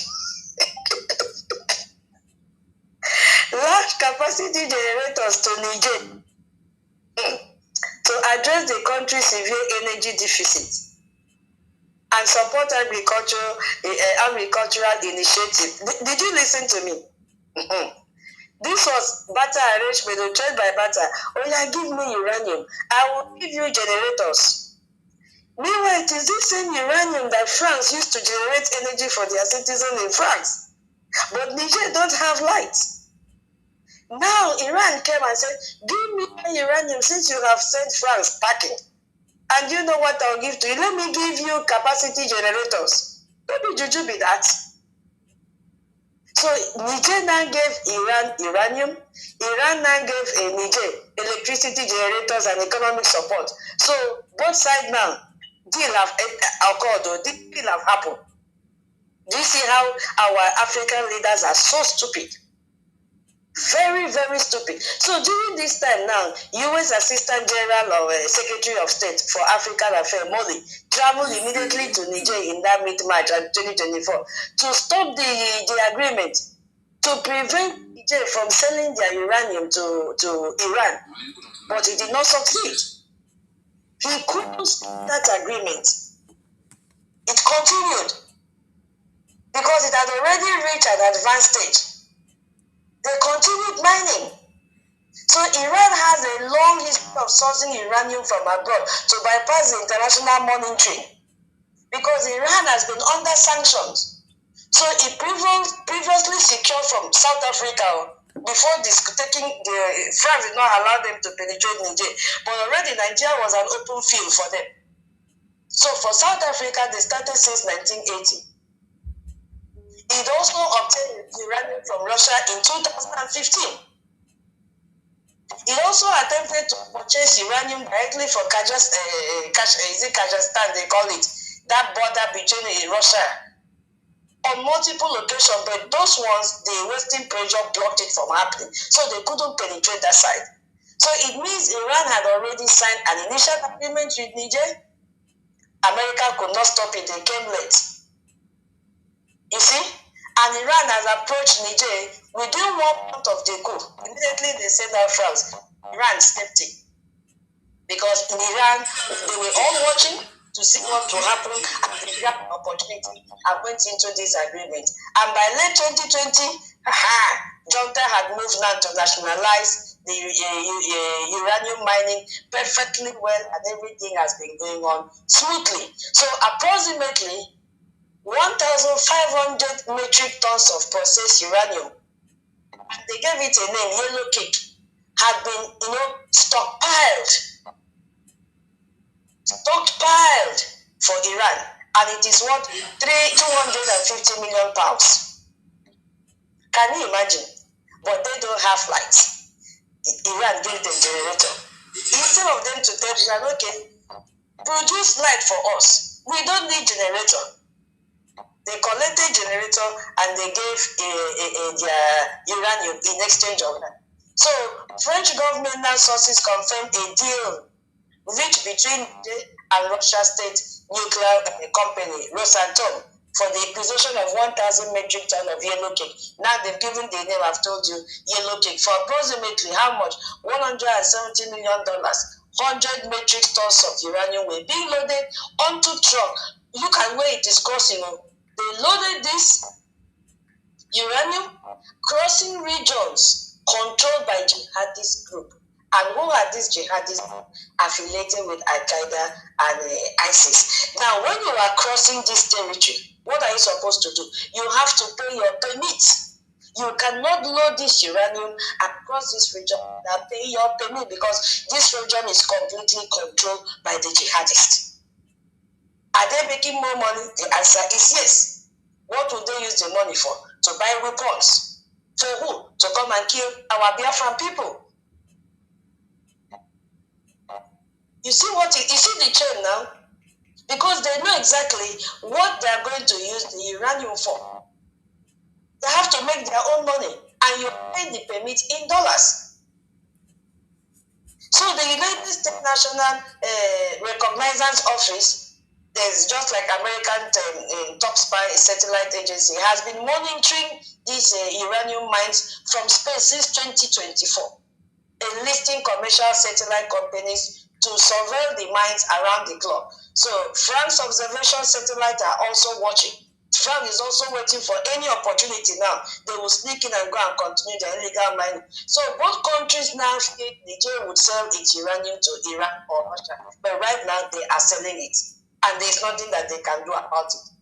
So the director now of this IAEA, General Rafael, visited Nigeria in 2025, specifically to dissuade Junta from selling this stockpile of uranium to Iran, but it wasn't successful. They still had to sell it. Now, this is where Nigeria is coming. Nigeria is coming in this angle because Nigeria also has uranium. It is in Nigeria's soil, and the same foreign powers circling Niger uranium are already active in Nigeria, getting recognition here and there. Nigeria, according to Nigeria Atomic Energy Commission, they also have, just like US, in a presentation to International Atomic Energy Agency, uranium exploration in Nigeria began early. I think most people here were not born. It began 1973. It began in 1973. So by the time exploration campaign concluded in 2001, uranium reserves have been identified in 7 Nigerian states. Let's listen to the state: Cross River, Adamawa, Taraba, Plateau, Bauchi, Kogi, and Kano. I'm coming to Enugu. So the estimated reserve was approximately 200 tons at rate ranging 0.63% to 0.9, found depth of 130 to 200 meters. These are the areas that you see Fulani terrorists taking over, because they will only take over the territories that you have mineral resources. They will take over that territory. Chinese will pay the money for illegal mining. So in November 2025, Cross River State government announced together with Chinese geologists that they have discovered uranium deposits across multiple locations in the state, including Uget town. And this was reported in Nigerian newspaper, but most of us, we overlooked it. So Nigerian Geological Survey Agency has also confirmed uranium in Enugu State, Isiagu in Enugu State. And scientific studies confirm that the shell formation at Abakaliki, we also have uranium in Nkalagu, we also have in Abakaliki in Ebonyi State. They also contain uranium, approximately 4.8 parts per million. These are our resources that we are allowing people to dig, use it, make money, buy weapons, come back and kill us. Because we are not ready to fund our freedom. So let's put everything together and see, maybe we've missed out something. Iran needs uranium for its nuclear weapon program. And it already has 460 kilograms enriched to 60%, enough to produce 11 bombs. You see? But it needs steady supply of the raw yellow cake uranium to keep enriching it. Niger now comes in, which is Nigerian neighbor. Niger has some of the world's largest uranium deposits. After the 2023 coup, Iran immediately approached them and went into agreement to give them generators and support, economic support in exchange of uranium access. Now, what then happened? Uranium transport route from Niger mine goes through jihadist controlled territory, and you must pay your ticket, exit ticket, before you can pass with that uranium. When you pay it, they buy weapons, come back and kill Christians. Okay? Now, Nigeria also have its own uranium deposits, and these geological teams are already in our different states, mapping this deposit right now as I speak in this space. And Nigeria NSA, whose job is to protect these strategic resources, is calling terrorists who control this large area of northern Nigeria and Biafra land our brothers. He is not bombing them. He is paying the ransom by helicopter. You see the connection. So when we now come to the peace that brought the US Congress directly into the story, you will see specifically what is happening in Nigeria, because it turns out that there is a direct documented investigator verified financial check from Chinese illegal mining operations in Nigeria to Islamic terrorist group, to the killing of Christians all over Nigeria. And Rally Moore took this information directly to President Trump because they understand what is happening. They understand the chain. And he spoke in Fox News and said, I deliver my report to President Trump detailing the persecution of Christians in Nigeria. One key point I'm quoting him that has been missing from much of the coverage is that the Chinese are running illegal rare earth mineral mining operation in Nigeria. They are paying protection money to radical Islamic terrorists who use that money to finance their operations to persecute and kill our brothers and sisters in Christ. Did you hear that? Lawmakers, Rally Moore, Smith, and all of them made this claim formally in the proposed Nigerian Religious Freedom and Accountability Act 2026, Section 3, Subsection 11. And the Secretary of State should work with the government of Nigeria to counteract the hostile foreign exploitation of Chinese illegal mining operations and their destabilizing practice of paying protection money to Fulani. So this is not just Rally Moore's personal allegation. It has been independently documented. But can Chinese stop? The answer is no. Now we understand why Chinese cannot stop illegal mining, because they have to sell uranium to Iran to build their nuclear weapon. Until now that President Trump, somebody's mic is on.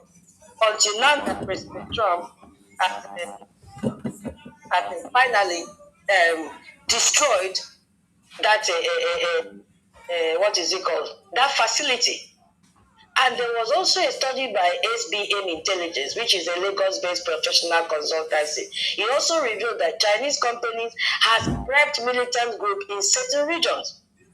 The findings shared with Times of London, it was shared, they included videos of militant leaders boasting about their influence over mining operations. Wiki Times have also made their own publication that Chinese affiliated members engage with members of terror faction led by Dogo Jide to secure access to mining state in Niger State. Adam Oshomulu, even though he's a criminal, accused some retired Nigerian army officers of conniving with Chinese nationals to provide arms for militants and engage in illegal mining. So the evidence of illegal mining activity by Chinese nationals in Nigeria is not only alleged but prosecuted. So there are so many reports, and now we understand deeply why Chinese is carrying out this operation in Nigeria. They have someone to feed. Why? Because Iran will give them oil at a cheap rate. What are they going to do with the oil? They use that oil to generate energy and produce fake weapons. Because if you read the trending news, you hear some of the countries that bought weapons from China complaining that China gave fake weapons to them, that US just destroy everything they bought from China in the first 1 hour of the operation. And Nigeria is one of those countries that buy weapons from China. It can never be sophisticated. You see? So there are so many allegations against these people. Even the vice chairman of the Miners Association of Nigeria, Adamu, have also told investigators that for every Chinese arrested for illegal mining, there are Nigerian politicians and village chiefs behind them. Yes, that is what the man said. The politicians who are already in possession of the details and areas where mineral deposits are found will always furnish the foreigners with all the necessary information and then urge the village chiefs to give approval. Without them, these people cannot go in. So it is the same people that we are talking about that should protect our communities, that is giving greener access to these terrorists to come in, to the Chinese people to come in and mine our resources. And they go with it. When they are going, they also destroy our land. They destroy lots of habitats. You see? That is what is happening. So Nigeria is also funding the nuclear weapon that was supposed to be built by Iran until US stepped in. I don't know if you are still hearing me. Right on. So that is the connection. China operates illegal mining in Nigeria, Northern State, and also in Biafra land. Chinese companies pay protection money to this Fulani. And what will they use the money for? To fund weapons, purchase weapons, and operational costs for ISRA, for Boko Haram. Where is the uranium going? It's going straight to Iran. What will they use it for? To build nuclear weapons, to come and kill who? And also to produce weapons. While China will now get cheap oil.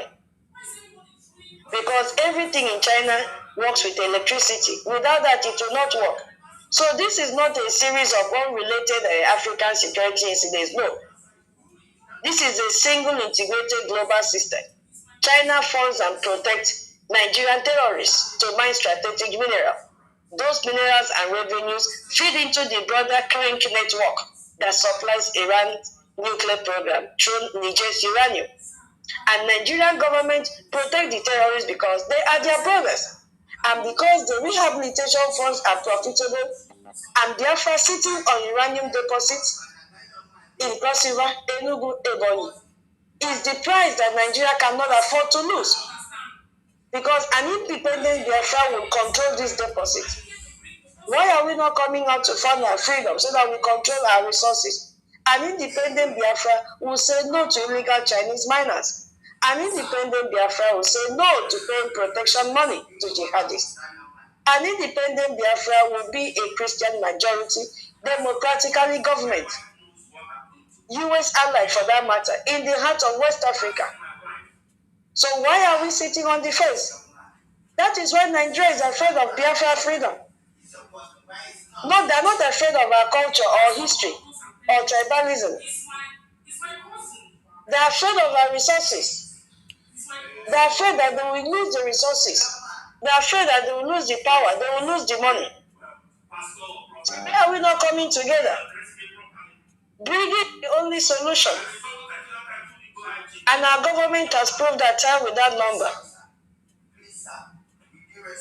For years, even sympathetic members of the international community, including members of US Congress, have hesitated to fully support our independence. Because of one legitimate question: if Biafra separate from Nigeria, what happens to the minority Christian communities in the Middle Belt and in northern Nigeria who are not Biafrans? Who will protect these Christians? Who will protect them? This was the central concern by Congressman Rallimore. But who answered the question? The Biafra Republic government in exile answered the question. So why are you not supporting the government? Who gave a clear answer to this concern? Why are you sitting on the fence? Please kindly share the space as you are joining. Why are you sitting on the fence? There is no government that is fighting for you other than the Biafra Republic government in exile. No government is fighting for you. Nobody is speaking for you. 44 members voted. We are here to carry the cross of the Biafran people. We will not leave them behind. So why are you not working with that government? That is the question you should answer. You that is sitting on the fence. Our government did not respond to Rallimore emotionally. They did not even attack him. They did not release any angry statement. Instead, they studied his concern, identified exactly what gap in their policy framework was giving international observers pause. And they fill up that gap immediately, carry that vote, and sign into law that bill. That is how government thinks. There was no delay. So why are you not supporting your freedom? Every time we talked on the same thing, we cry, I'm here since how many hours now, begging you to support space donation. We are many here, but only few people decided to support with what they have. The rest of you are guinea. Okay. Yes, my people, thank you so much. We have to, I don't know if anybody have anything to say. We have to, draw the curtain so that we can get ready for our Prime Minister's speech that will be coming up in the next 50 minutes. I don't know if you have shared the flyer. Tomorrow is our fundraising. Please tune in. All that you come with, we will accept. Please, if you have made any pledge for space donation, kindly do me that favor and send your receipt. I think I earlier announced those that have received their receipt. Immediately I receive it, I used to compile it and send to our information minister. So I'm going to call the name. If you hear your name, know that I have your receipt. I've received from my minister, Mama Betty, thank you so much, 8,000 AJ. Thank you. I've received from the Stella, 5,000 AJ. God bless you. I've received from Elias, Abraham Elias. Thank you so much, 5,000 AJ. I've received from NC, 5 Gemma. I have received from Ashoji of Listening Station, 5 Gemma. I have received from my sister Nubian, 5 Gemma. I have received from Oluchuku Solomon, said, wait a minute, 10,000 AJ, sorry, 10,000 AJ, thank you so much. I have received from tutors 10,000 AJ.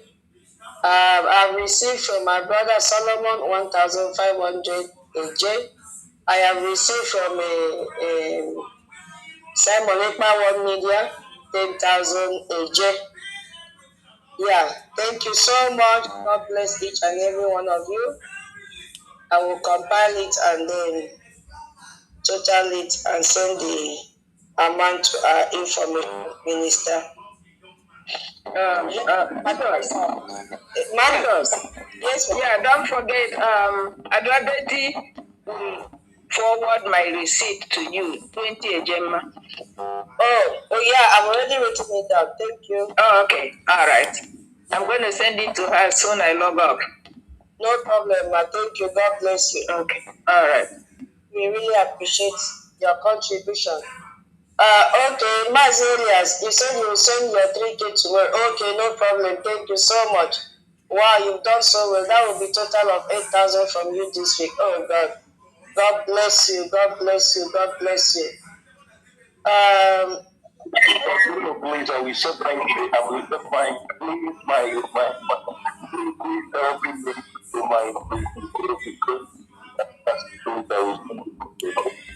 okay, thank you. Okay. I've not seen anything in my inbox. There's nothing here. Who again?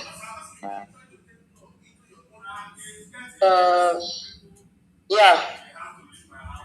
I'm sorry, I can't find anything in my inbox.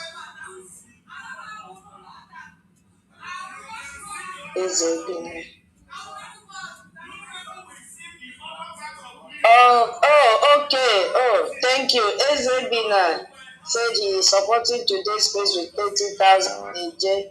He will forward the receipt as soon as he gets. Thank you so much, Ezebina. God bless you. God bless you. Yeah, okay. So, my people, we have been at length today, and I want to really appreciate all the speakers in the house because it was very, very interactive. It is not that we don't have work to do. All this is for Biafrans to know that as they are sitting down on the fence, people are taking their resources. By the time they fall from the fence, the resources are gone. And the only solution to get our resources back is for us to fund our freedom. That's all we need right now. This is not the time to quarrel with anybody or to build faction. This is the time for action. See, Nigeria is not for you. It can never be for you. Mary, I've sent the mic. Nigeria is not for you. It can never be for you. It can never. Look at how they are forming groups in the world, from bricks to drink, just to make sure they destabilize where me and you will get support from, which is the Western world, the United States of America. That is the only country that is giving us listening ears. Funding is everything. War is not fought with on credit. You heard when our brother gave the statistics of the amount of money that the US is spending every day. And this spending is for me and you to survive. That's all. We have a government, Biafra Republic government in exile, and they're doing exceptionally well to make sure that we are alive. We stand with America, we stand with Israel, and nothing can stop us. Nothing, absolutely nothing. We are in and we are in. So Mary, I don't know whether you've not seen the mic. We need to end this place so that we refresh a little and wait for our Prime Minister to come and address the Biafran people. Where are you? Give me mic. Yeah, because I gave you my but I couldn't find you. Raise me up forward. Okay. Oh, yeah, son.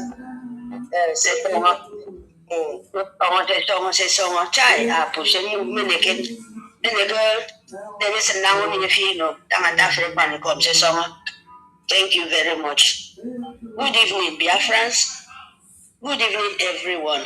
Yes. Yeah, sorry for my. Good evening, every lover of freedom. Mommy Betty, Onyenyere, Uyama, tutors, my mommy, love. We are so many. Believe me, we don't have time. I beg, I'm sorry to the name, but Biafra, we nourish you, all of you people. Good evening, our leader, Masi Okukalo. Good evening, our leader, Ichare Kondo. Good evening, our Prime Minister, Nkenkere Abasi. Yes, my people.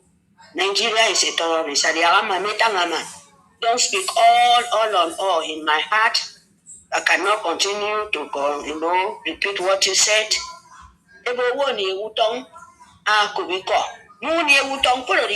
If you be deaf and dumb, you will never hear. But when you have ear, if your ear is open, you will listen and you will take something out of all what you listen to, when you hear word of knowledge. So the I want tip my just small appreciation, for all what you said. Nigerian Sioux government, they are sponsored terrorists, of course. They are the terrorists by themselves. They are the terrorists by themselves. Nigerian Sioux government, my people, they are the destiny destroyer. Nigerian government from A to Z, they are the people kill the humanity. They said, "Oh, Nigeria go to this place, all the terrorist nation go there to make alliance with them." Of course, because Nigeria, they are the head of the terrorists. Their center is the Nigerian name you heard about. So, Biafran, I don't need to say much. If you want to save your life, you have to fund. There is no other way. There is no other way me and you can do. The only thing we can do to fund our life, you are not funding our prime minister, you are not funding any of the women here, the mothers here, or the fathers here. They are funding for them life. Me, myself, I'm funding for my life. Our prime minister is fighting for his life, fighting for our own behalf. Our leader there in the darkness is fighting for us because if his own life is already set and over his life to the Lord Almighty, to the nature. So he said instead him to live, it's better fight for the humanity. So my people, what are you waiting for? You know how Nigeria, the safe haven for terrorists is Nigeria. My people, what are you waiting for? The people killing you is your government, is Nigerian service of terrorists of organization, Nigeria government. They are the one killing you. You must know this from the beginning. From the beginning of the name of Nigeria, they give it to you. That was the death trap. Everybody accept it. So how are you going to save yourself for this calamity? Is by you funding. We will not say tutors. Our mother said everything. He explained all the terrorist nation, country, sharing hand together with Nigeria. So what do you think? Is it not terrorist nation? They are terrorists by themselves. They find the safe haven from all the country they are. They told you before. Nigeria is a safe haven. They will call them. They will call them wherever they are to come to Nigeria. Because the oil in Bayelsa is oil in Shagawa. They tell you Nigeria is their own. So you staying here in Nigeria, you're just like a slave. You're just like a boy. So they have right to kill you because you accept to be a Nigerian like them. It's not so difficult to all of us not to understand.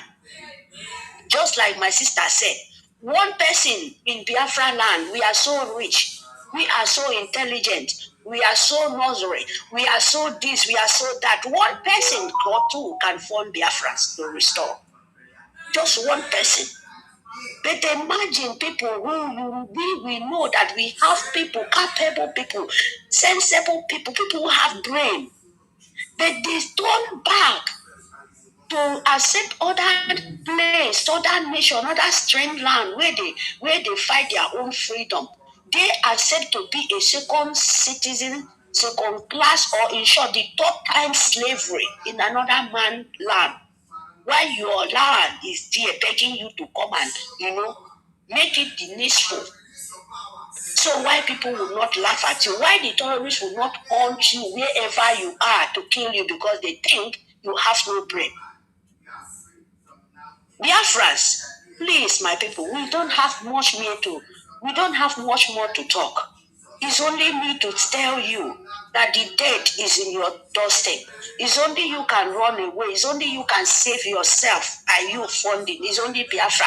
If you like run out of your land, you cannot run away from your responsibility. One day you will remember. Before that day, God, thank God, thank God, thank God for giving us the children, the man, the angel who stand said our land can never forfeit from other strange people. And we stand there. If not that you people running from your own place, go to another place, rejected your land, rejected your son, rejected your God.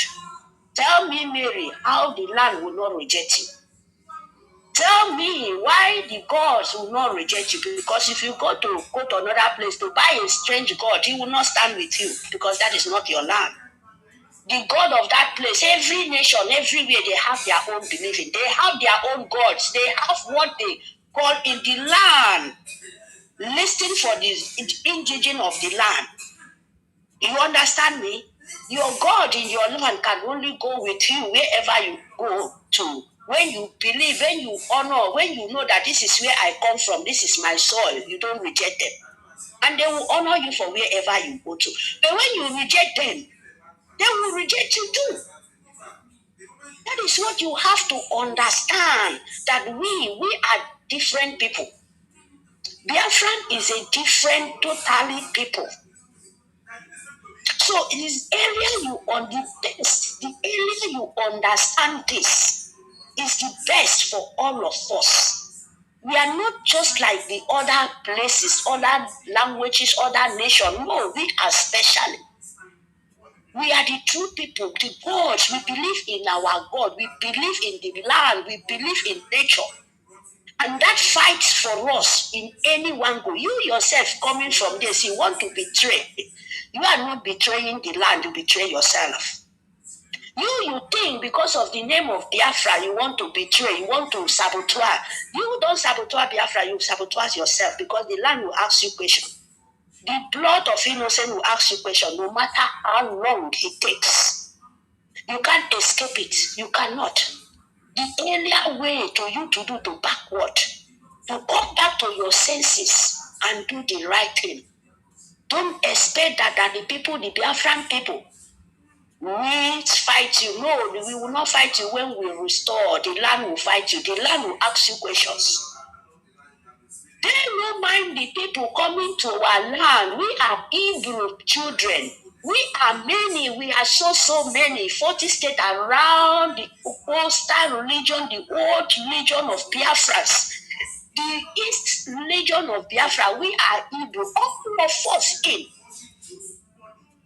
Like me at Bebibio now, is it not Hebrew? Is it not Igbo? Hebrew? Is it not all the 40 states? We are only one person, one people.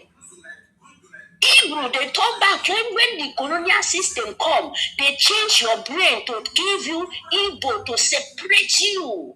Because we are Hebrew people, we are so many, we are one children, and we let them to scatter us. If our forefathers do fight for it, said no, we don't want to do this. Okay, we leave it. Time will come, and we still follow the same that step leg because we can never retreat back. There is nothing in this earth will make us retreat. No, till we restore what belongs to us. So the earlier you know to save your life is easier for all of us. When we join hands together, gather together, build, you will be faster. But when you said you want to scatter, you want to stand aside, not the Lord to join together, believe me, will continue. And you, all of you, will continue to die. Feels the pain.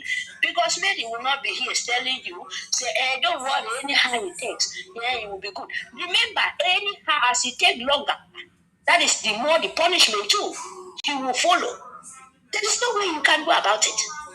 The more you make it shorter, the lesser the calamity, to less for you. Because you can't change what nature creates. That is the truth. Or he change you by force, by power. So the only thing what we can do is only we to form what belong to us. Because Nigeria is a land of doom. And we are not here to say this land, this land, this land. Our mothers already measure everything. But how are you going to save yourself out of all this war? This lady said, is it not by you to secure your life, prevent your life? When you know that the neighboring country, Islamist jihad, Nigeria is a jihad, economic jihad is staring on your face. Example, our own brother promoting economic jihad in your land, in your soil. You will stand and shouting, oh, my governor is breaking this. Like one person is bigger than 1,000 people. Imagine that. Imagine that just one person ready to destroy thousands, and you will stand and shout. Can't you know that if you take that one person, if one thing, your one finger goes problem to stain the rest of the four finger, you have to cut that one finger out of your system so that it will not destroy the rest. They just want people to make us cry. And we know the right way to make sure say you cut that dirty finger out of your system.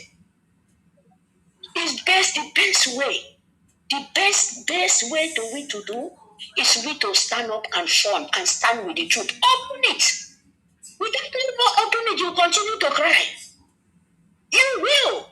Nobody can tell about it. Nobody, anybody. You will sit for that land. You will sit for that Biafra and say you want to sabotage. So my people have not much to say. The area is the best. Me can make us able to me. Inyo sekolah antum tang aso se fen po so kene fen po. It's no pakam. Aso da kala abu ke biki ye mebu brebo. Abu kunam diuka. Nte Nigeria abu ko brebo mi. Abu sanga de ko kono yuka ko ye mebu brebo Nigeria. Ke yo makam. No to make now. Ana fo. Wana ni yo sekolah me yo makam for you stosh. I find anywhere nye ke kasne kasne. Draw yes you. Aku ke you wore. All right, thank you. Please, go on. 2 minutes.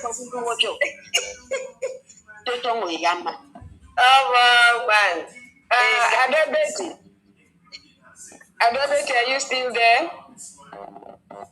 Maybe she has entered the other room or she has gone to the... I just wanted to tell her to check her Telegram. Yeah, she will check after. Okay. Make I give my phone. I beg. I will send it to you. I will find how to send it for you. But if I go and always with the information minister, I beg for today. I will add my little bit. Thank again, man. Thank you. Abasudio. Then no get Telegram. Come make sure go fit Telegram. Oh, yeah, more Abasudio. No, Madam Betty, yeah, no, be make sure go get Telegram 2 weeks ago. But then yeah, man, try put man some end space. Oh, yeah, Abasudio. Yeah, can box it on Abasudio. For your donation. God bless you. Thank you, Mr. Love. Thank you so much to everyone, my co-host, our original Mama Betty, everyone that spoke today, Hafam, Ogini, everyone. Thank you so much for tuning in. Thank you for your contributions. Yes, Biafrans, we have to call it a day because our Prime Minister is almost here to speak to Biafrans. The window that exists right now, we have to rush and make sure that window does not close. With Trump in power, with the US Congress legislation, with our Briggy lobbying operation, with the international Christian advocacy everywhere, Israel beginning to pay attention to us, this window is real, my people. But it is narrow. And it will not stay open forever. So every political window closes. So we shouldn't let this window close without us getting our freedom. And when it closes, the opportunity for peaceful, credible international back advocacy for Biafra determination may not return for a generation. So we have to grab it. We must do what we are supposed to do right now. Our Prime Minister said it plainly, Biafra first. So it was not an emotional declaration. It was a strategic command to each and every one of us. Put Biafra freedom above every personal interest, above every factional disagreement, above every individual ambition. Biafra first, because the world is paying attention right now, and the world pays attention, history can be made. Once they pay attention, history can be made. So let's come together and they fund our freedom. Tomorrow is our fundraising. God bless each and every one of you. From here, from me, is good night.